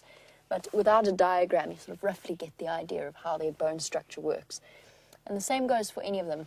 Warthogs and buffalo, the nice thing about that is you can see with the evolutionary history, you can actually see two dew claws at the back. They're called dew claws. They're not dew claws. They're residual toes at the back. And you'll see it. You also see it in a warthog's track and a buffalo's track in very deep mud. Got the two normal hoof prints, the normal halves of the hoof, and then two little spikes at the back. Let's see if we can see it. It's going to be a little bit tricky. It's much clearer on the front foot than the back. Unfortunately, our warthog's gone back onto its knuckles again. There, you can actually. There was a brief moment there where you could see it. Yeah, look carefully on the front foot. As it lifts up its foot, you can see those two little spikes. There you go. The two little spikes at the back on the front foot. And that tells you a little bit about the evolutionary history. I spoke about the potential dangers of a warthog. Kim, you were wondering what animal might be brave enough to face those razor-sharp tusks and eat a warthog.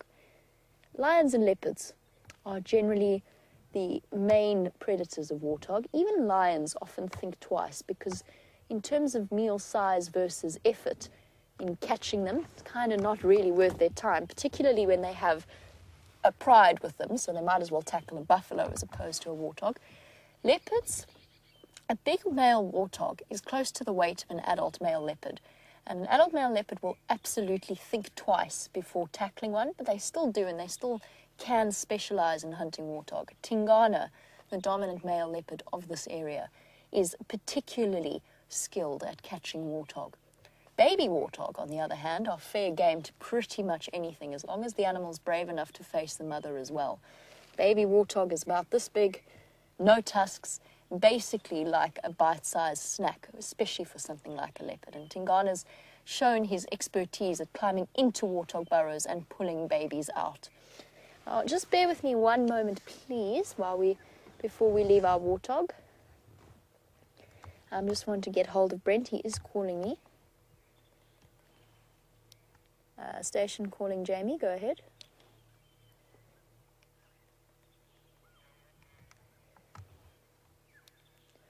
Brent, I'm on Gowrie Main at the moment. I'm probably going to make my way north up Zoe's.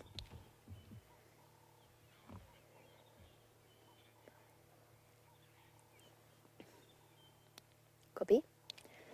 All right, seems as though Brent might be out and running in a moment. In the meantime, we have a question about whether or not a warthog tastes like pig. And the answer is no, it does not. Justin, you were wondering about that. I have to confess, I have only ever tried warthog once, and it was not, I wasn't really enjoying it, and as it was, I was very happy when the caracal jumped onto my plate and stole it away. Now, there is a history behind that story. It happened to be a rescued caracal, a rehabilitated caracal. We spoke about it yesterday, but she jumped up onto the table, took the warthog off my plate and wandered off. And funnily enough, I didn't see fit to challenge her to that particular meal. I sort of got up to move towards her and she growled at me, and I thought twice and sat back down. So that's been my one and only experience with warthog. I've never been a fan, although apparently it is delicious, and I've just had it cooked badly. You never know. but it certainly doesn't taste like pork. It's much more gamey, more venison-like, and much tougher than pig. Oh, off they go. I think they took offense to me talking about eating them.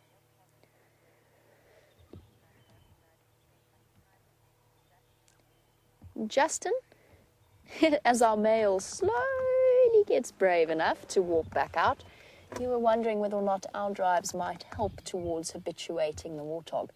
And you said that it might be that the lodge vehicles probably wouldn't stop for terribly long next to a warthog sighting. It depends. Yes, I think that in general, we spend far more time with the other animals. We don't necessarily focus as much on the big 5 sightings or the big 7 sightings, including cheetah and wild dog. So yes, I do think that we help with the habituation. But if you're a guide, and I mean, I have worked at lodges before, if you're a guide and you've got guests that are interested in this kind of thing, then it's such a pleasure to actually spend time with them. It's very much dictated by the guests on the back of the vehicle and by the guide themselves, because you can make a warthog sighting very exciting if you choose to. All right, well, speaking of exciting things, Brent's back up and running, so let's get an update from him. Hi, hopefully the tech department have it. It's in the grand. So I was heading this general direction anyway, because I really want to see if I can find any tracks of that leopard that was calling early this morning, and all those elephants screaming, and it was in this area, so it could definitely, yeah, I just want to check very carefully for tracks, and also moving slowly helps with warming the bones. So this is a big animal path here that leopards often use.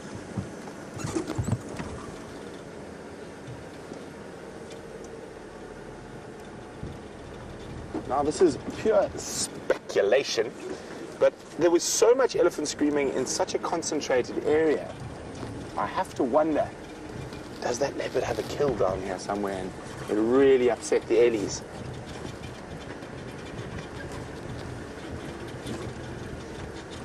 So just an update on the lions, they have gone flat inside Buffelshoek, about 400 meters to the north of our boundary.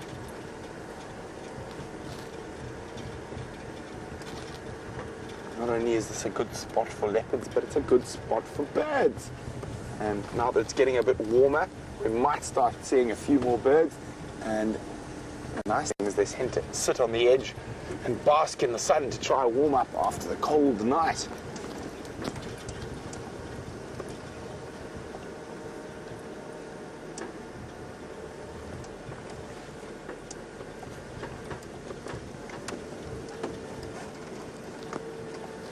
Morning, Joey.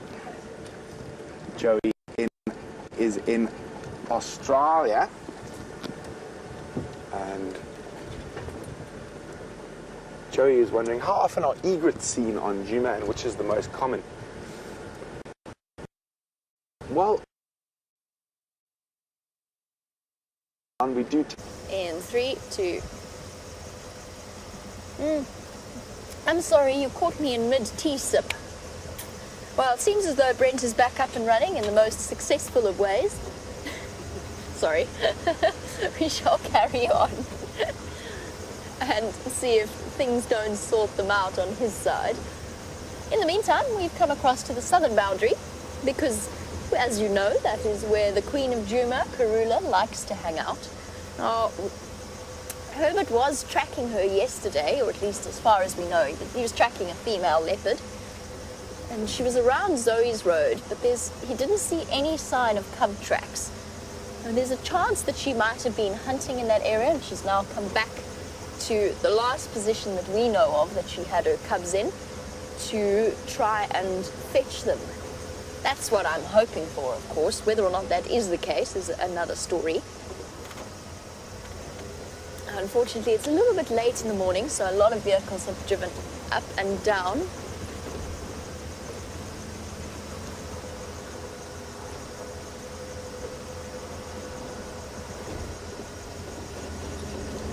Apparently, Brent had started answering poor Joey's question before he disappeared somewhat dramatically from your screens once again, and poor Joey never got the answer to his question.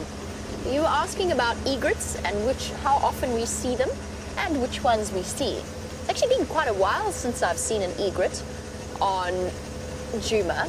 They are around. There's quite a few of them on Chitwa actually.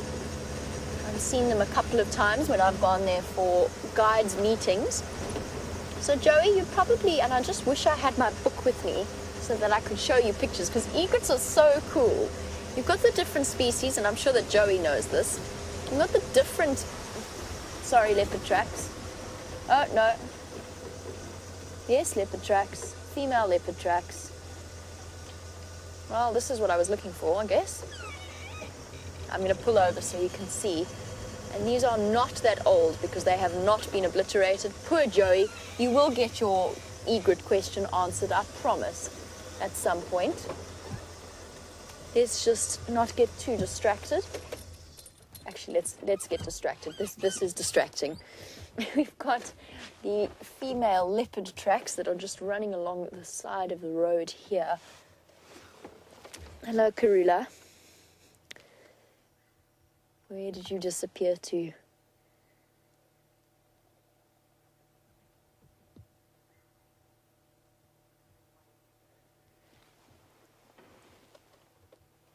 Now, I am just about to hop out of the vehicle to show you the tracks and to chat a little bit more about that.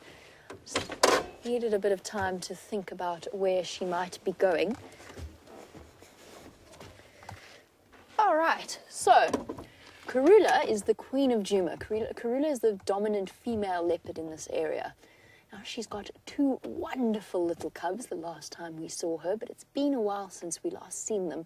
That's just because she's been keeping them secreted and safe to a property to the south of us. We're going to go and have a look at these tracks very quickly. I don't want to delay for too long here. But what we're looking at is her front track over here. Slightly rounder, a little bit clearer, and then the more elongated back track here. At the back, the three lobes, not terribly clear, but the three lobes, very indicative of a big cat. This sort of size, it's either Karula, Shadow, Tundi. It's one of the female leopards in this territory or in this area. Most likely Karula. She's been walking this road for the last few months on a pretty much weekly basis, if not twice a week. A male leopard's tracks would be about double this size, so it's not one of our male leopards. All right, let us go and see if we can't figure out. I don't want to sit for too long with those tracks. Let's go see if we can't figure out where she's gone.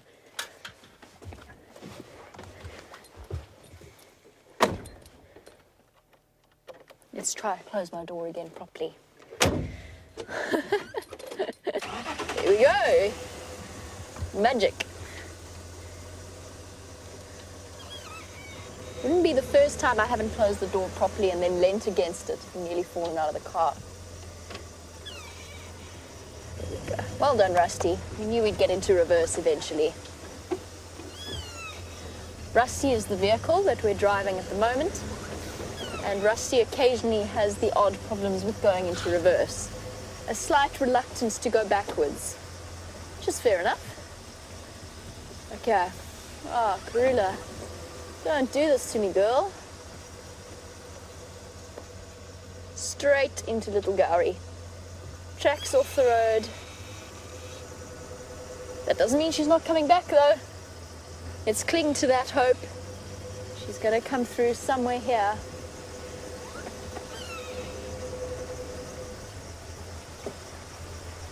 Come on, girl.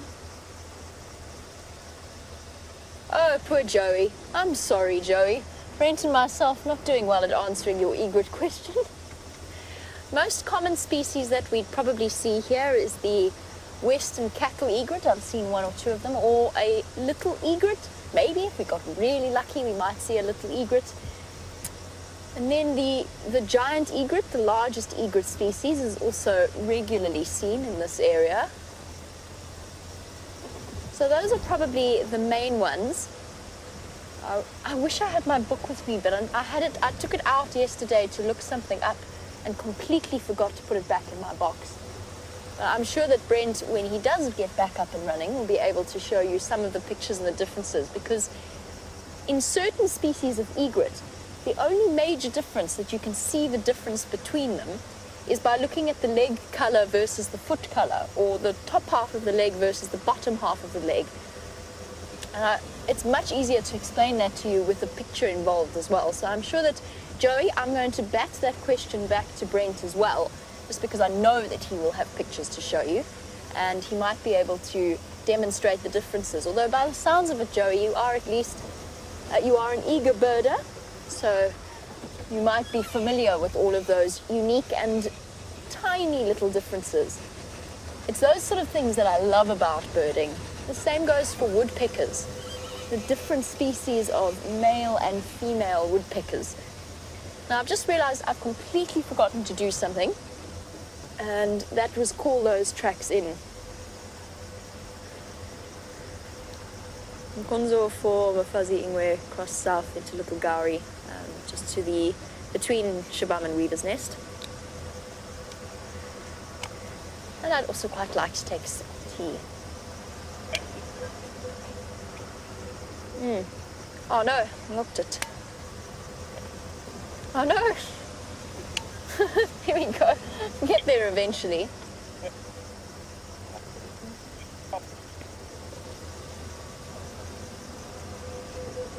I'm just double checking very carefully to make sure Karula doesn't pop out somewhere here. This has been her regular patrol route. It's an interesting choice on Karula's behalf. The fact that she has chosen this area in which to den her cubs. We spoke a little bit about it last night, and the fact that it might have been prompted by the presence of our hyena clan and the ever-growing and success of the hyena clan and their den sites.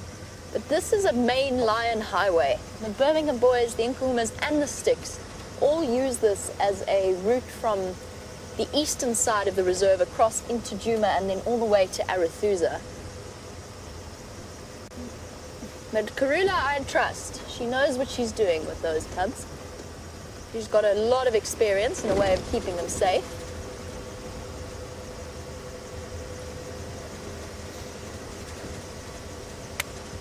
Of course, she's also got the additional protection of the dominant male leopards of this territory. And James Richards, you were wondering whether I have any updates on Tingana or Mvula. Last we heard about Tingana, he'd crossed into Torchwood. He called all the way through the night and then crossed east into Torchwood. He went straight past my house and then cut away and went to the eastern side of our boundary where we couldn't follow him, which I thought was quite cheeky, to taunt me with calls all through the night and then to promptly disappear. He hasn't been seen since then, James. That was about 3 days ago. He hasn't re-emerged. He hasn't been called in as far as I know. Mvula, last I heard, was seen around Nkoro about 6 days ago. I haven't heard of any further sightings of him, but of course Mvula likes to duck and to dive and to keep himself in the shadows now as a dispersal male. Quarantine and Shivambalana had a fight last night, according to Peter Danhauser from Nkoro. Peter we were talking to earlier, and if I'd remembered that at the time, I would have asked him all about it. But apparently Quarantine and Shivambalana, both sons of Karula, but from different litters, had something of a scrap last night. Both are absolutely fine, but it is to be expected in an area where now Quarantine was tolerated, because he was quite young, not quite reaching his prime. But now Shivambalana, as the dominant male of that area, might not be terribly keen on the idea of having Quarantine in his territory now that Quarantine is approaching the age of maturity. I think we should go for a drive through the Mawati. That's what we shall do in a moment, once I've checked these tracks.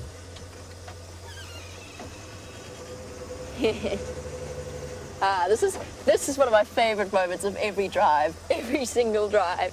A very warm welcome to Unicorn, who is a new viewer and would like to know, is this really live or is this a playback? It's live. Surprise! It is actually genuinely live. It's extraordinary. I still find it amazing that we get to do this and that we get to do this every day, and to bring people from around the world on a live safari couldn't make me happier. Just checking carefully for Karula's tracks here.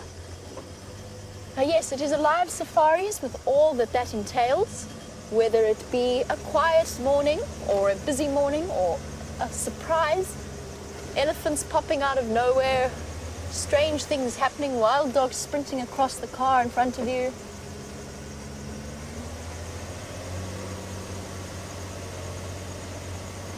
Nope. I was sort of hoping magically that the wild dogs would appear, but I think I've tapped that resource out. So Unicorn, welcome to our sunrise safari. We are on every day, twice a day, and you are more than welcome to send through questions if you want to, or comments, and you can do that on #SafariLIVE on Twitter, or you can email through to questions@wildearth.tv. Would you look at this? The technology is so amazing, we've even got a self-driving car. We don't actually, it's just because the sand is very thick. What we're doing at the moment is driving through one of my favorite areas. I haven't done a river drive since I've got back. I haven't been into the Mulwati, and I thought that it was a good place to pay a visit. The leopards love a good drainage line, nice place to hide themselves away. And there's something there, and I think it's a Nyala, but let us go and investigate. This nice dense vegetation is a perfect hiding spot for all manner of creatures. Not necessarily mammals either. You can find snakes, lizards, special birds that might not be all that commonly seen. Now, I know I saw something move here. Jeandre, you also saw it, right? I'm not insane. What just moved through here? We're going to go forward a little bit.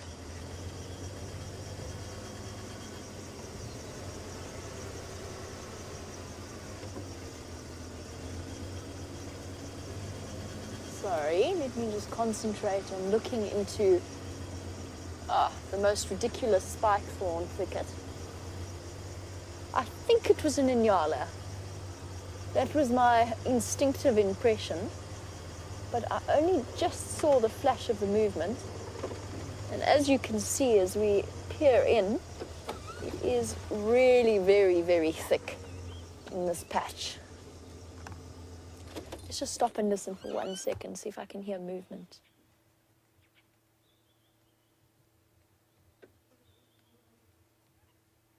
Nope. Just the sound of the black-headed oriole and the various birds of this nice area. I'm relatively certain it was an Inyala. I can promise you now, if I thought it were a leopard, things would be very different, but I'm almost 100% sure that it was. What was I doing? Oh yes, I was explaining the show's format to Unicorn. Now Unicorn, some of our viewers watching today and every day have been watching for many, many years and enjoying these live safaris. Oh, how lovely. Definitely wasn't a waterbuck that I saw, but we have one hiding here. I bet she's quite grateful to have that thick, fluffy coat at this time of year. Something to keep her really insulated. I can't imagine that she's terribly grateful for it in the middle of summer, but then, of course, they're very cleverly adapted, waterbuck, to deal with the extremes of temperature.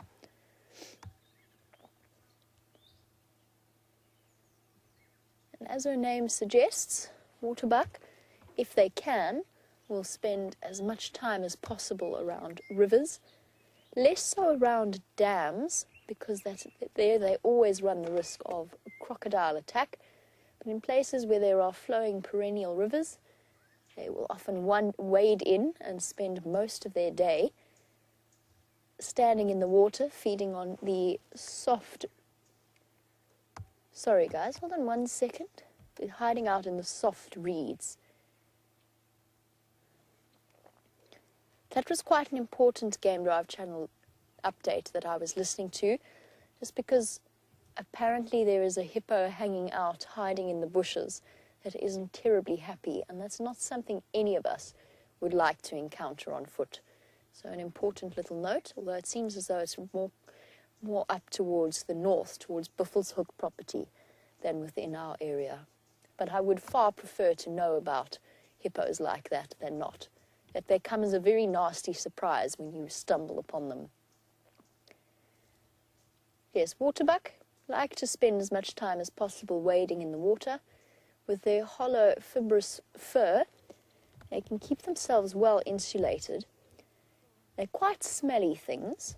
There's a musky, dirty, wet dog scent that hangs around wherever a waterbuck has been, and it does linger for an extended period of time. And that comes from the oil that they secrete that coats their fur and helps to keep them insulated. But in areas like this where there are no flowing rivers, then walking around in a drainage line is the next best thing. They like to be quite cryptic, they like to be quite hidden, and they also get very warm, so hiding out in the shade is highly pleasant.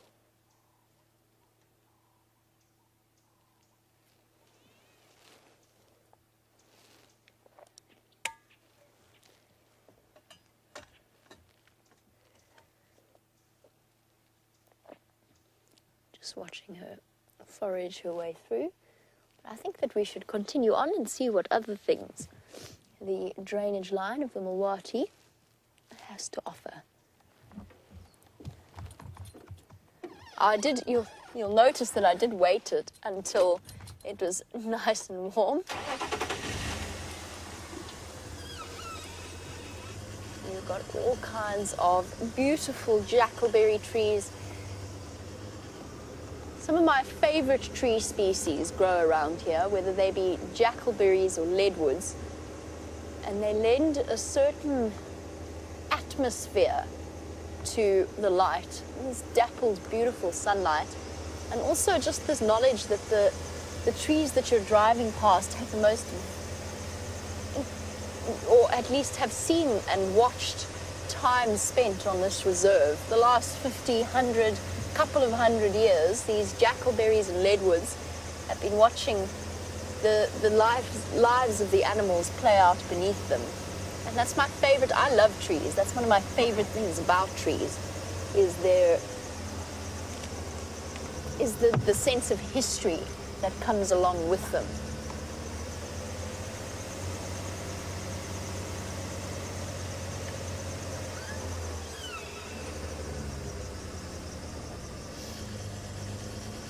Siberia Zumi, as always, a good morning to you and welcome to the Sunrise Safari. You were wondering, as we drive through the Mawati drainage line, whether or not, or wasn't there a nesting kingfisher of some kind in this drainage line. There are holes in the sand walls, the sandy walls of the drainage line, and I'll stop at a few in a moment. Whoops. Where the kingfishers might have had their nest. It was either kingfishers or bee-eaters. And we never figured out exactly which particular species were utilizing those holes. I didn't see any of them during the breeding summer months, around between October to February, March. I didn't really see the kingfishers going in there. My suspicion, Siberia Zumi, is that they are bee-eater holes. And that's just because I haven't seen all that many kingfishers fluttering about this area of the drainage line. If we go more towards the west of us, then there's a good chance that that is where the kingfishers might be hiding out. And we're going to come around here now, and we'll have a look and see. But it could well be the woodlands kingfishers that were nesting there. They, of course, have set off on their migratory routes back towards Central and Northern Africa. So they have left our shores for now. And one of the things that we always look forward to with such eager anticipation when we go into the summer months is the return of the woodlands kingfisher with their bright, shiny emerald blue colors, and then that call that is unmistakable, the whistle and the trill that I find almost impossible to imitate, but that Brian does a fantastic job of. Jeandre, I don't know what your bird imitations are, but he's shaking his head frantically at me, so we won't ask Jeandre to imitate the woodlands kingfisher. I can't even whistle, my lips are so cold, so we'll give up on that for today. How's that? I think no, not gonna work.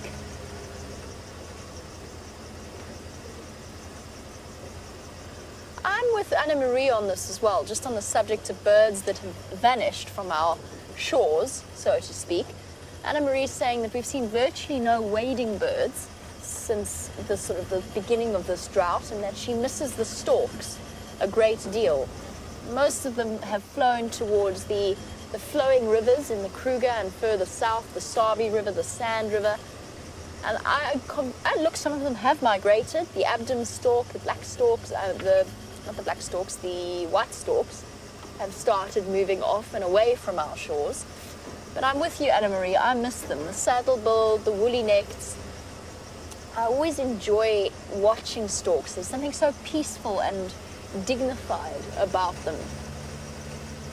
One thing we'll probably see more of, which is not really wading birds, but part of the stork family, is of course the marabou storks.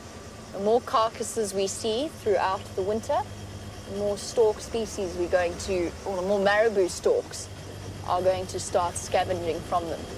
Whoa. Need to remember that occasionally probably steering is quite a good idea. And it's always sad when you come and you have a look at something like this. Oh. Sorry. Rusty once again showing a bit of reluctance to hit reverse there. I'm trying to show you this elephant hole that's been dug in front of us. Now, at one time, an elephant came through here and dug up to get fresh, clean water for itself and for other elephants of the herd. Now, sadly, at this point in this drainage line, the water table will be far too low for that to be an effective way of them finding water. It's going to be very difficult to witness, I think, over the next few months, just to see what happens with the animals. That being said, it's not all doom and gloom, of course, because especially for something like an elephant, first of all, there will be pumped water, but second of all, as browsers, they have far better access to nutrients through the trees. The trees can reach right down to the depth of the soil and utilize the water there. This area will find a way of surviving. Now, just to go back to our marabou stork conversation, Joey, you were wondering if the carcass at Arathusa Dam, whether or not there's any prospect of it bringing some marabou storks. Absolutely there is, so keep your eyes trained upon the Arathusa Dam camera as the day goes on, and once we're finished with our sunrise safari.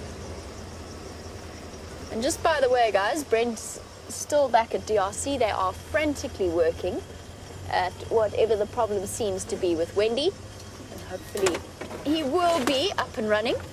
But there's a good chance that you might just be with me for the remainder of the sunrise safari. I love this archway, so beautiful.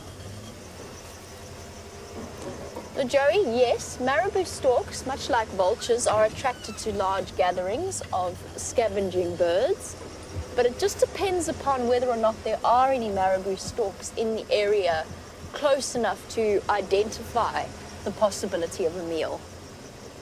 There's a matter of circumstance and luck involved in that as well.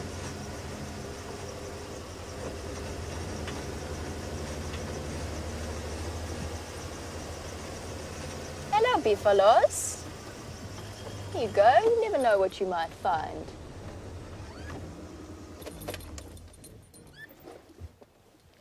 A lovely, rather confused as always, breeding herd of buffalo, quite possibly the ones we saw last night. And whilst a herd of Bboys or male buffalo they all carry expressions of absolute disinterest, I always feel as though a breeding herd of buffalo carries a constant expression of bewilderment, as if they find themselves surprised at their circumstances at all times. Got a large bull here out in front of the herd. And if we're really lucky, we might actually get all of them coming down into the drainage line and crossing in front of us, which will be a stunning view.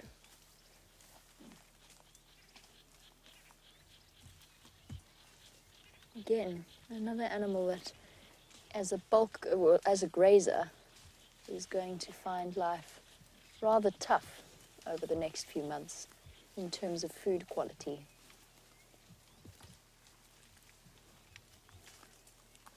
To cover far larger distances in order to meet their nutritional requirements.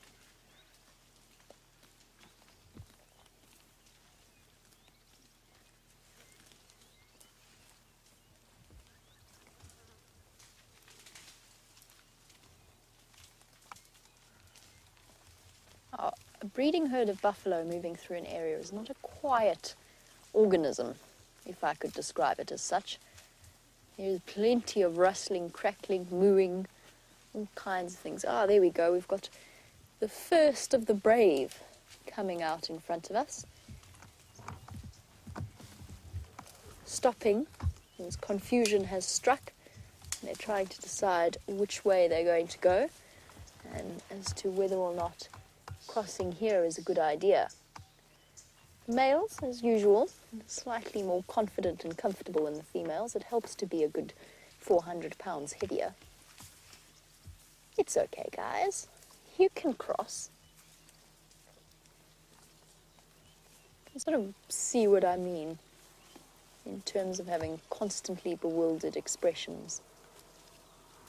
Every time they look at you, it's sort of with this expression of surprise.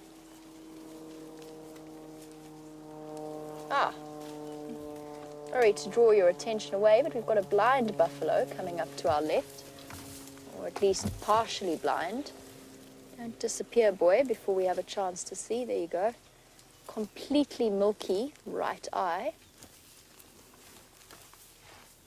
And not looking in fantastic condition. Shame, old boy. Not actually an old buffalo. I've said old boy, but he's not old. Something has happened. He's very, very thin. Not the worst condition I've seen a buffalo in, but he is thin. His hips are sticking out. He is blind in one eye. We have a fantastic opportunity here in which to do a VR segment. So the virtual reality rig that we have up in the front of the car, the ball of GoPros that we use to record sort of, not 360 because that doesn't quite work, but basically an all-round view.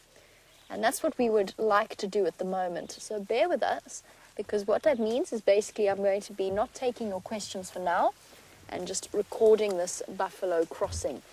I'm also going to get ever so fractionally closer to them as they cross in front of us. We're winning there. Rolling, here we go. Ah, yes, sorry, forgot about that. Don't want to scare the buffs, but we're just going to do a sync test. Here we go. All right. Okay, so we find ourselves in the middle of a drainage line on a beautiful winter's morning. Crisp blue skies and buffalo all around us. Very, very thick vegetation, and they're all walking across to the front of us there. Most of them coming from the left. There is a young one making his way down, and then crossing this river crossing and up onto the other side of the bank. No buffalo wants to linger for too long, just because there's always the risk of ambush by lions or leopards.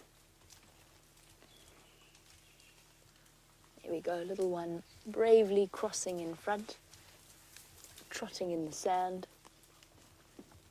And the rest of their herd making their way around to the spot that has clearly been designated as a safe crossing spot.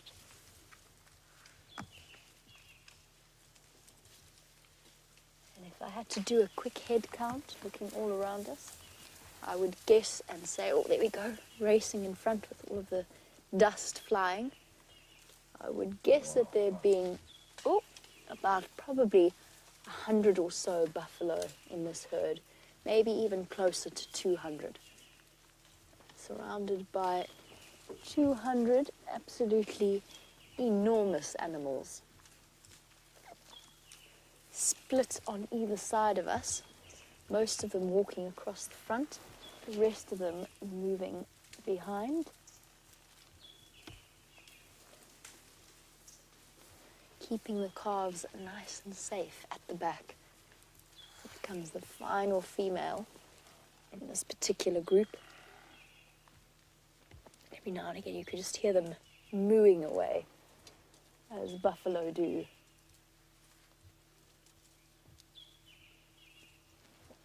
And there we go. The final buffalo have crossed, and they've set out to make their way up the drainage line.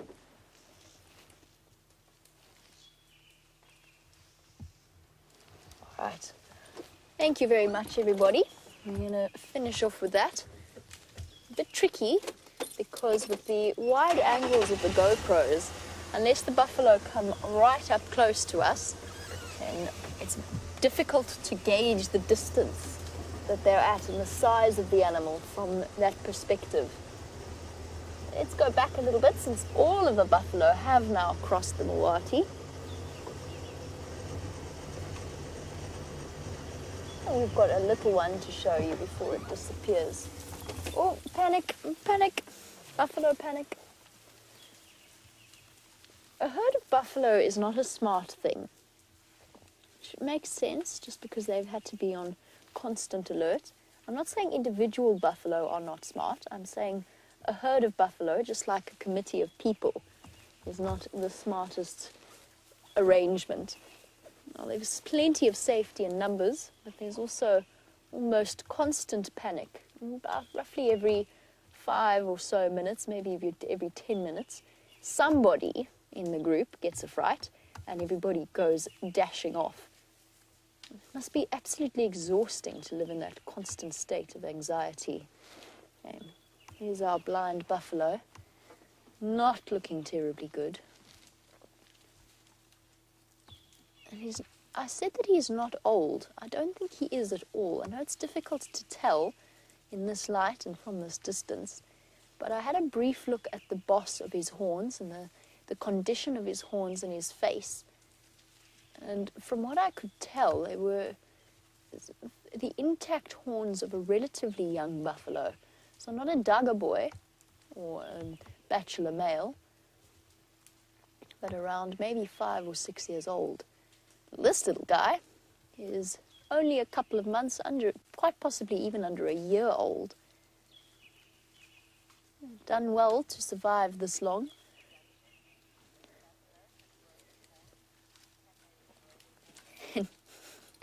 There's a little one, growing just the stumps of their horns. And I bet that gets really itchy when those horns first start to come through. And they are, of course, growing from a growth plate on the top of the skull that starts to lay down first soft cartilage and then bone. Oh, we've got some more coming through here. Let's just watch them move. Panic! Panic at the back. Don't leave me behind. But yes, those horns, as they start to grow up, are solid bone, and they will be like that, or they will continue to grow for the rest of this animal's life and be a permanent feature. And Justin, absolutely, apart from having unplugged myself once again, sorry about that. Justin, absolutely. If a buffalo's horns break off, it is kind of like losing your adult teeth. It's a broken bone. It will never... Our bones can set, but if it breaks off completely, it will either start growing strangely if the bone hasn't completely separated, so deformed horn, or it will never grow back at all. If it's completely severed, it will never grow back. And it is living bone, so I cannot imagine that it is terribly comfortable to have something like that occur. It must be rather painful for buffalo, and it does happen. It happens with all of the antelope species as well, and even giraffe. I've seen it happen with giraffe as well. I'm trying to reverse back. I want to stay with this buffalo herd a little bit longer, just because I want to go and see if there's any yellow-billed oxpeckers sitting on their backs. So now we're going to do our river cruise in reverse. Back down the river until we hit the road. Isn't too far away, never fear. So I imagine it must be a bit of a disconcerting feeling watching us drive backwards.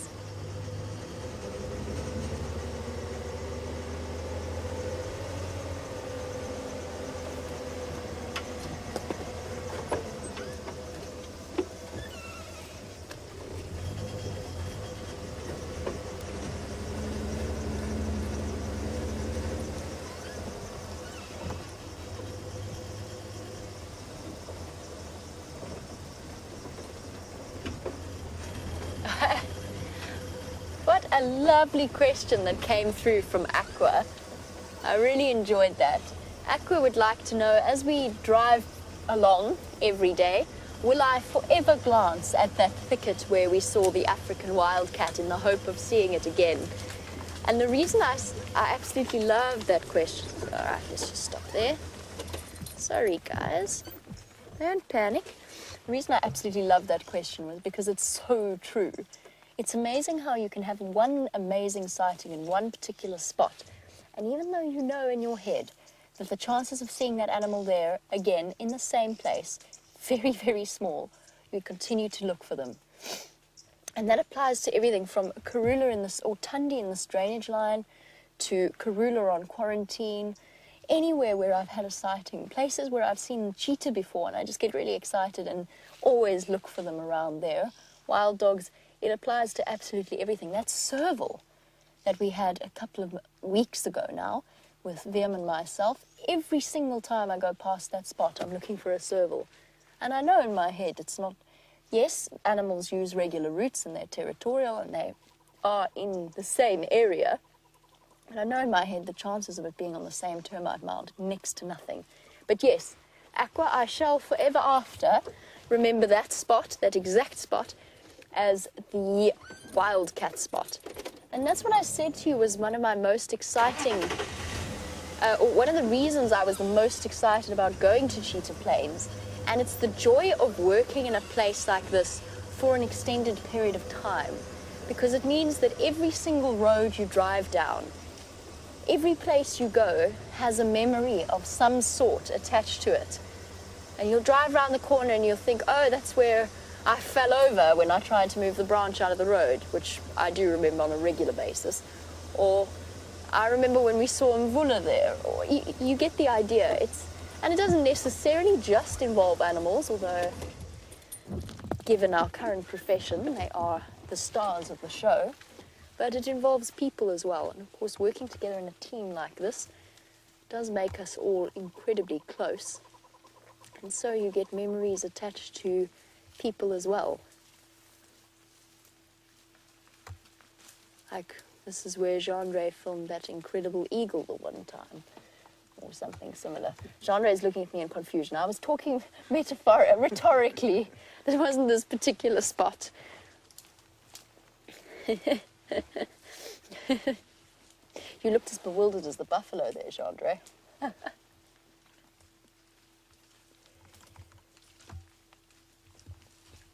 We have lovely news for the last half an hour of our sunrise safari, and that is that Brent has put on his walking shoes and is preparing to take you on a probably quite a brief bushwalk, quite a short bushwalk, given that he's not really meant to be walking as it is.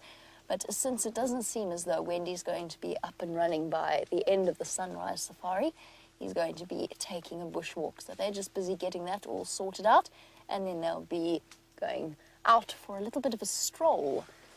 Thinking it would be a nice moment to stretch my legs, but maybe not in an enormous herd of buffalo. As you can see, And clearly we're not going to even think about trying to follow these buffalo through here, especially given the drought situation and the fact that we don't want to off-road more than necessary in any way. I think we shall, since it has been so productive, I think we shall return to our river cruise, our dry river cruise.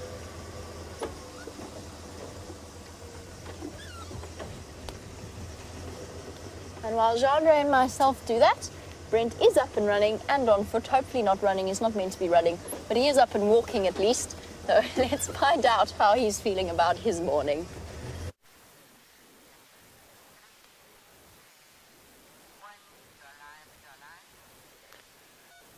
So we're back, but as you can see, we're on Shank's pony, not on the vehicle anymore. We've got a question from Justin about why is the acacia tree being renamed.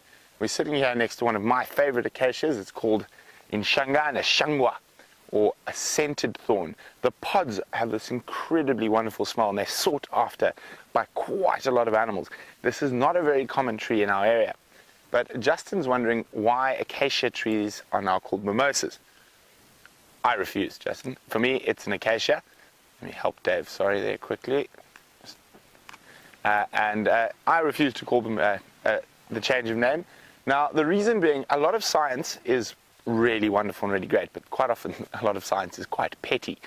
So the first acacia species was actually named in southern Africa in the 1800s. Now, all the African acacia species have these wonderful big thorns. Now, there are Australians. They also have acacia species, the wattles, and they've basically petitioned everyone to have the wattles in Australia being the only acacia species. I don't know if the argument's over yet. I try not to follow that type of stuff too much, but that's the thing. The Australians have petitioned the scientific community that acacias can only be from Australia and the Africans must be something else, even though the first acacia ever named was in Africa. Well, so you want to say, well, I suppose the Aussies don't have that much to look forward to. No elephants, no lions, so they've got to fight for their trees. But we're going to continue on. Hubert's around, also checking on security detail, also having a look if he can find us anything interesting to look at.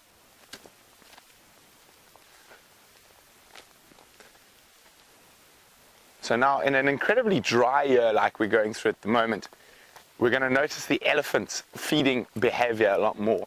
And we've got this here beautiful big marula in front of us, but I'm afraid it's going to die from what it looks like at the moment. So an elephant, probably a big bull, judging from the size of the feeding area and the height of the feeding area. I mean, look at that.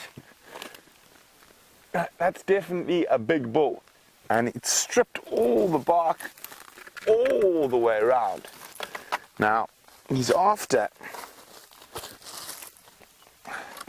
the cambium layer, and you can't really see it, this has got very hard, but the cambium layer is this inside layer that gives this reddish color, and it transports the nutrients from underground through to the rest of the tree. So with having been debarked all the way around, this marula tree is unfortunately going to die. The leaves and everything, even though they're nice and green at the moment, are going to get no nutrients anymore. But it'll be a long process, so there's still probably enough nutrients maybe to last a little bit for the leaves up there. But what will happen next is, as this center section dries out, different insects will come into play. Most likely the most common and the first one is going to be wood borer beetles and longhorn beetles. And they will burrow into the soft marula wood and eat away at it, and actually literally causing honeycomb effect inside the rest of the tree, and eventually that will cause this tree to fall down. But shame, poor old marula.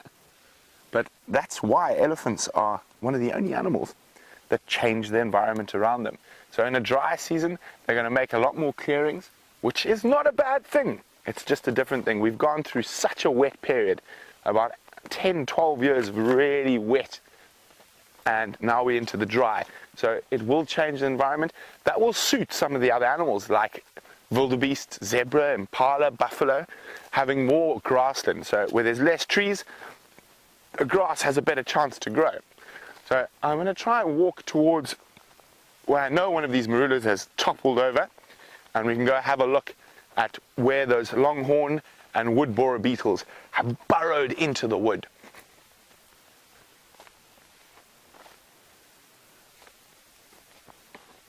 It is a beautiful morning for a walk, and nice to do a bit of both in the morning, a bit of drive, a bit of lions, a bit of walk, a bit of insects. And let's have a look here. Now we'll notice something. Got a relatively fresh pile of elephant dung. It's cold, so it's not that fresh. And if we break it up, let's try see what this elephant's been eating. Okay. Now this particular elephant seems to have been eating quite a bit of grass. So it's obviously been taking advantage of the last bit of grass this year. And you can see there's no big twigs in it. But you can see how little, oh, there we go. There's a combretum leaf inside, a little red bush willow leaf. So of course it has been eating some leaves. And of course that's only just in this pat we've dismembered. But majority is grass with some small twigs in it. But this elephant hasn't been focusing too much on the trees yet. Now, if we keep moving, we might find another pile of elephant dung that has been focusing on the trees. Now, when you find a darkish pile of elephant dung like this, even without breaking it open, I can sort of tell that mostly been eating grass. But as it gets further and further into the dry season, we're going to see that there's a lot more red color in the elephant dung, and that's of course from the cambium layer in the trees that they're feeding.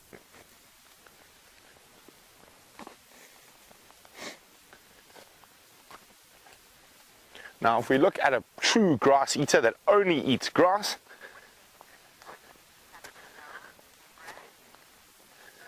and if we look at a true grass eater, look how dark this dung is. It's very, very black, and that's because grass is high in starch, high in sugars, and that's giving that black color. Now this dung here is zebra, and it looks quite fresh from last night. I think the zebras were sleeping on quarantine clearings, and this is from when they got moving in the morning. You can see it's still quite sticky, and when that one's dropped, you can see how the sand has stuck onto it. Now even if we had to take one that's facing the opposite way, like that, and we stuck it into the sand, here we go. So you can tell that's quite fresh because the sand is sticking on it. So Deborah, a very, very good morning to you, Deborah. Deborah would like to know, will this elephants making more clearings bring in any gazelles? It will not, Deborah. We do not have any gazelles that naturally occur in this area. The closest relative to the gazelle that lives in southern Africa is the springbok, and the springbok lives in the dry and arid areas to the southwest and northwest of us. So gazelles, if you want to see lots of species of gazelles, East Africa is the place to go. Now on the open plains of the Serengeti and the Masai Mara, you've got Thompson's gazelle, Grant's gazelle, and if you move further north, there's certain gazelle species that are really, really adapted to living into very dry desert climates. I'm going to watch Dave. Oh, that was very close. Dave, so focused on his camera work, nearly walked into a buffalo thorn. I should have let him do it, shouldn't I? It would have been really funny. And now, he was about to walk into these nasty thorns on the buffalo thorn. Now, as I was saying, we're focusing quite a lot on dry periods and drought. This is going to become one of the most important trees in the bush during that drought. It is one of our only evergreens, and it's one of the best tasting evergreens, and we can actually eat it. You can pop it in a salad as a lettuce substitute. Dave, would you like to try one? Sure. Unfortunately, because we haven't had a good rain year, it's not so sweet this year. So let's maybe try to taste a younger leaf, see if that one tastes a bit better. No. So, poof. Quite bitter. And that's probably because we haven't had a lot of rain this year. There haven't been a lot of nutrients. So you're going to find the same as with quite a few of the grasses, that the trees are not carrying the same nutritional value they would in a very good rain year. But nevertheless, this tree is going to be vitally important for kudu, inyala, elephant, giraffe, and it is one of our only evergreens that is fed on regularly by animals.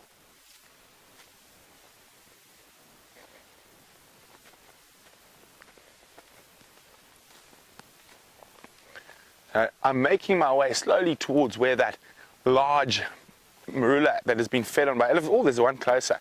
Let's go have a look at that. And Ephraim has arrived. Morning, Eph. Hi, everyone.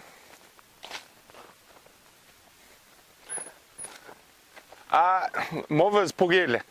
So famenyo. They're explaining to F that our vehicle's not working. He's like, why are you walking? You were driving just now. Right, anyway. So after the wood borers come the termites.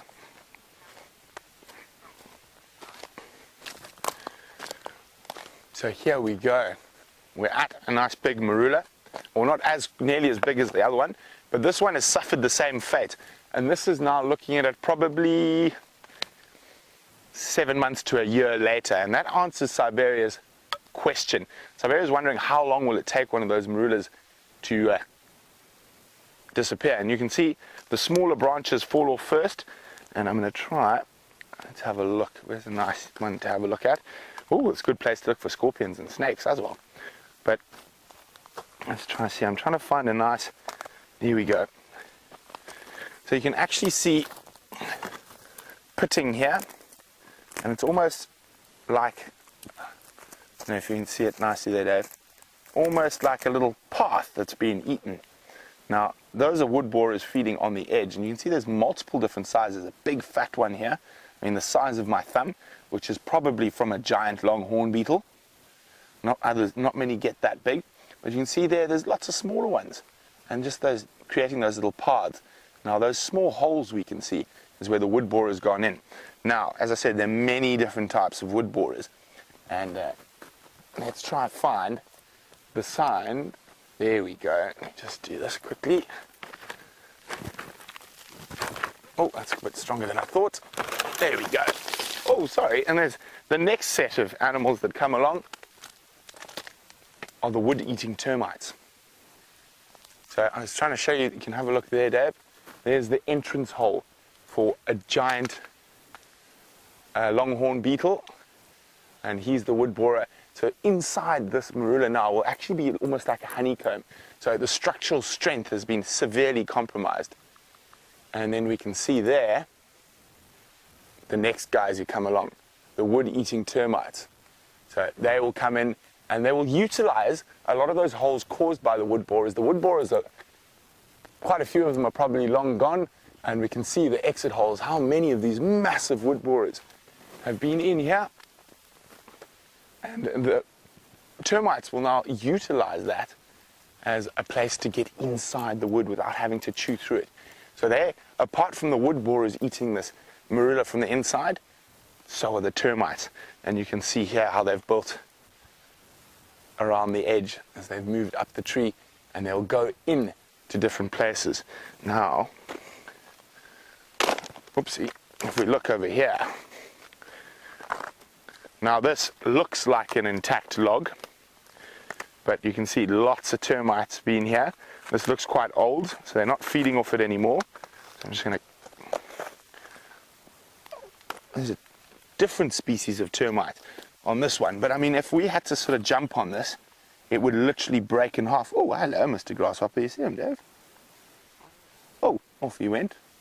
But so there's lots of different species of termites, and obviously borer beetles that will take advantage of any dead wood out in the bush. So nothing really goes to waste. So it is an incredible system.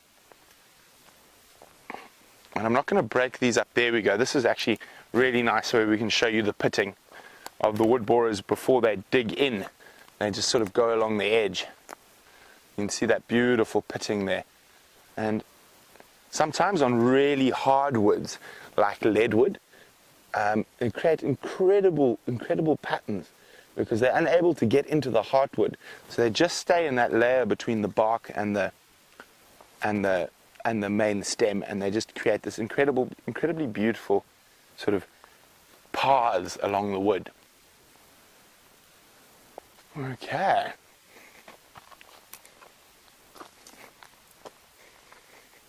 What else do we have out here to have a look at?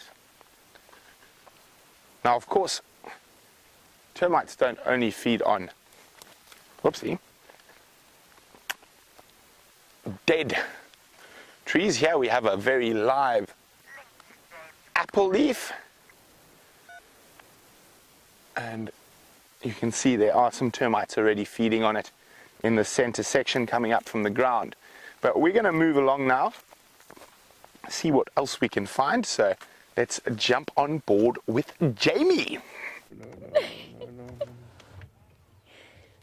We have found a female bateleur, Jeandre doing the most extraordinary job of keeping track of her as she soars through the skies. And there are very few birds of prey that are as striking as an adult bateleur. Oh, and she's picked the trickiest spot possible in which to circle.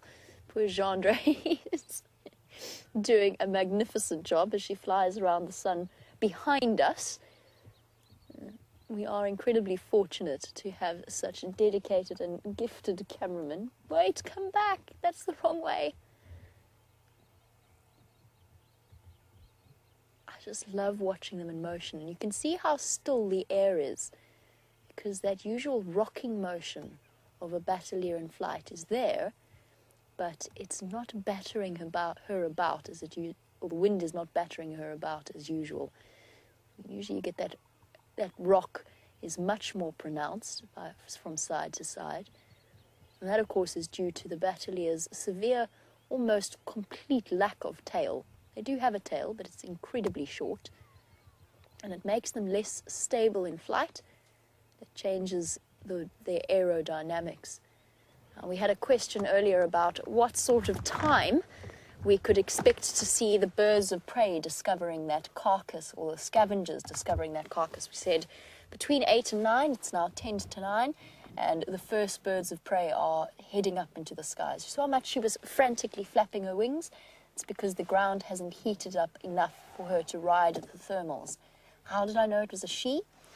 That thin border of black along the edge of her wings, mostly white wings, that is a female bateleur. In the males, they're half black, half white on the underside of their wings.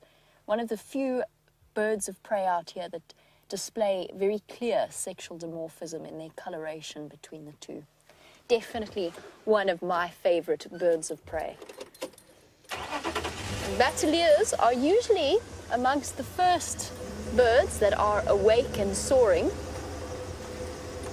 and therefore are usually, given that the level, they can sort of utilize several different levels. They can fly close to the trees along the tree line, and they can also soar right up high with that binocular vision of theirs. And as a result, it means that they can because they can utilize so many different levels, it means that they can discover carcasses and kills far quicker. Not that it's going to be difficult for any bird of prey to find that hippo carcass. It is very much out right in the middle of the open. So I hope you're all going to be watching the Arathusa Dam camera after we finish off the sunrise safari, because we'll have a brilliant opportunity to see some interaction between the various scavengers of the reserve. Brent has found something small, true bushwalk form, so let's have a look at his insect. At 3, 2, 1, you're alive. So we're with one of the apex predators of the insect world, and it looks like a little female mantid, and look how amazing that camouflage is. And you can see she often, where are you off to?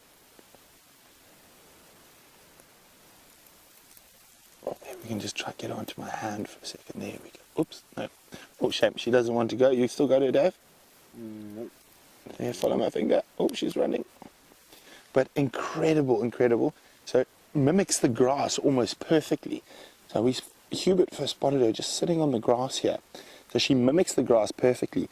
And any unsuspecting grasshopper or insect that might meander through will be in big trouble. Let's try and get one last view of her. Didn't see where she disappeared to. Just going to move very carefully. Oh, there she is. You got her, Dave? There she is. Isn't that exquisite? And you can see when she's trying to hide, she puts both her front legs together and puts them straight so she looks like a stalk of grass. Incredible little predator. Incredibly strong for their size.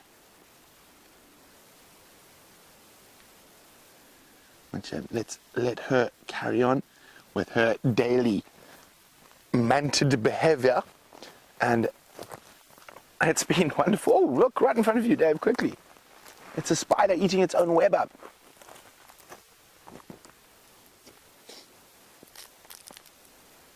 So when spiders want to move, they will eat their own web.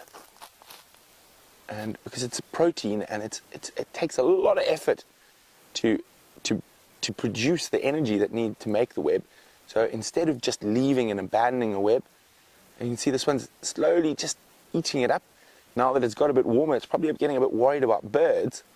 So it's going to eat up its own web and then find a nice little grass stalk. Look at that. See how it's collecting it together? Incredible. See that? Look at it pulling it right in. Amazing to think how fast it can eat its web. So it's going to eat its web, and then it's going to find a nice little spot to hide under, probably a grass leaf, and that's where it'll spend the day. And then when it gets dark again tonight, it'll put up the web again. So Dave and I have definitely had the best of both worlds today. Lions, big, and little spiders. So it's been great having you with us. Hopefully, Wendy will be fully operational by the sunset safari. If not, we'll be joining you on foot again. But till then, bye-bye from us, and let's go back to Jamie for the last few minutes of the show. Brent has had an interesting morning, poor thing, rushing backwards and forwards in fierce combat with what we have nicknamed the gremlins, that occasionally sink their teeth into our technology every now and again. And as he said, hopefully they will be up and running. Right, back to James Richards' question. He wants to know about an update for Tingana. Here's the thing. This morning we heard leopard calling around the Galago Pan and then around behind the lodge and to the east. I'm not sure if Brent ever found tracks, but I've just found them. And judging by their size, I'm relatively certain that it is Tingana that's come wandering up along this road. Unfortunately, I haven't got a nice clear spot to show you them. And he's cut the corner, so he's moved off the road for now. Just been chatting to Ephraim on the Game Drive channel, and he tells me that Tingana cut north onto Zoe's road and then obviously went around from there towards the Pan. Now, we start to, even if we don't necessarily see our leopards, there we go, I've got his tracks back for you, so I'll pull over so you can have a look. I had his tracks for you, but this is not the clearest. Oh, he's gone onto that side of the road. Here we go. On onto the more tricky side of the road for us. Oh, and the hyenas have walked on top of them. But there you've got the beautiful round toes, much larger than Karula's track. Let me jump out one more time just before the end of the sunrise safari, just to show you a rough perspective of scale. Remember how I stopped and I pointed out Karula's tracks to you earlier and what size they were in comparison to my hand? These will probably be the best, right, Jeandre? Around here? Maybe these ones. There you go. Much, much larger than the female tracks that we had earlier. Moving relatively quickly up to the north. So we don't necessarily always see our beloved leopards, but we do and are able to build up a picture of exactly where they're moving about. Now, we jump back into the car. And what that means is, and that's one of the reasons why I started that track measuring project, in order to get an idea of the individual track sizes. Because what we can do then, we might never know with 100% certainty that this is Tingana, but we've kind of got used to the size of his tracks. And so we can at least narrow down the list of suspects who left their footprints behind. And so we get a more complete picture, because we are all so drawn to the stories of each and individual leopard's lives. But think about the percentage of time that we get to spend with them. If we're lucky, we might see Karula twice a week, maybe 3 times a week, depending on where she is. And in that time, we'll probably spend about 2 hours, maybe 3 hours with her. Now, calculate that in terms of what percentage of her life that is during the week.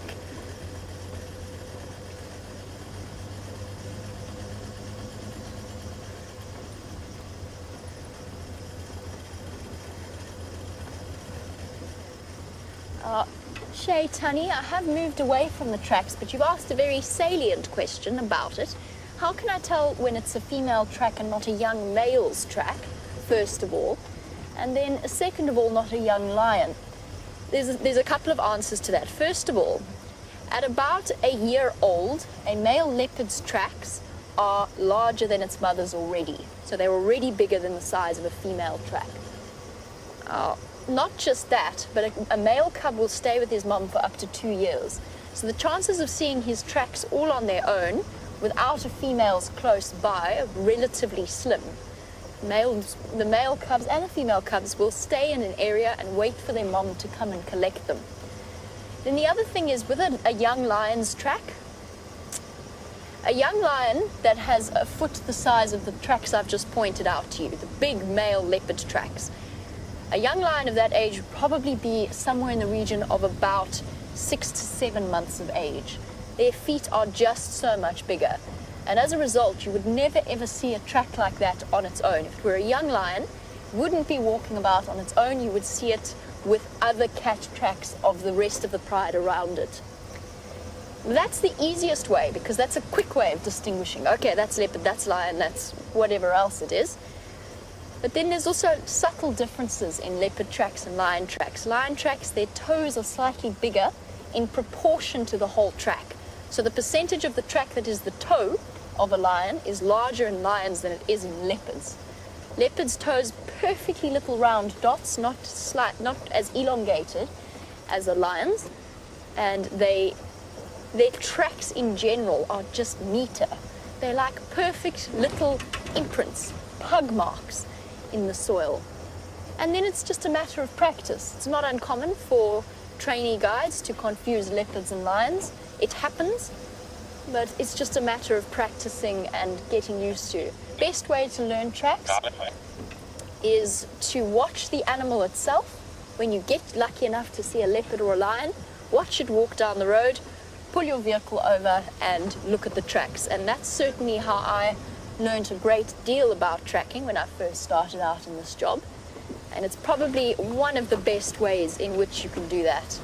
Well, we have come now to the end of our safari, but despair not, for we shall be back in the afternoon as always, hopefully with 2 vehicles, but if not 2 vehicles, then certainly 1 vehicle and one of us wandering about on foot. And of course, you've also got all of the actions that's happening at the Arathusa Dam. Thank you, Jeandre, for all of your fantastic camera work, as always, and your company, as well as to Rebecca and to Lou in Final Control, who make decisions and help us with directing and sending us through your questions. And then, most importantly, thank you to all of you for joining us on the back of our safari. We'll see you this afternoon. Have a wonderful day. Bye-bye.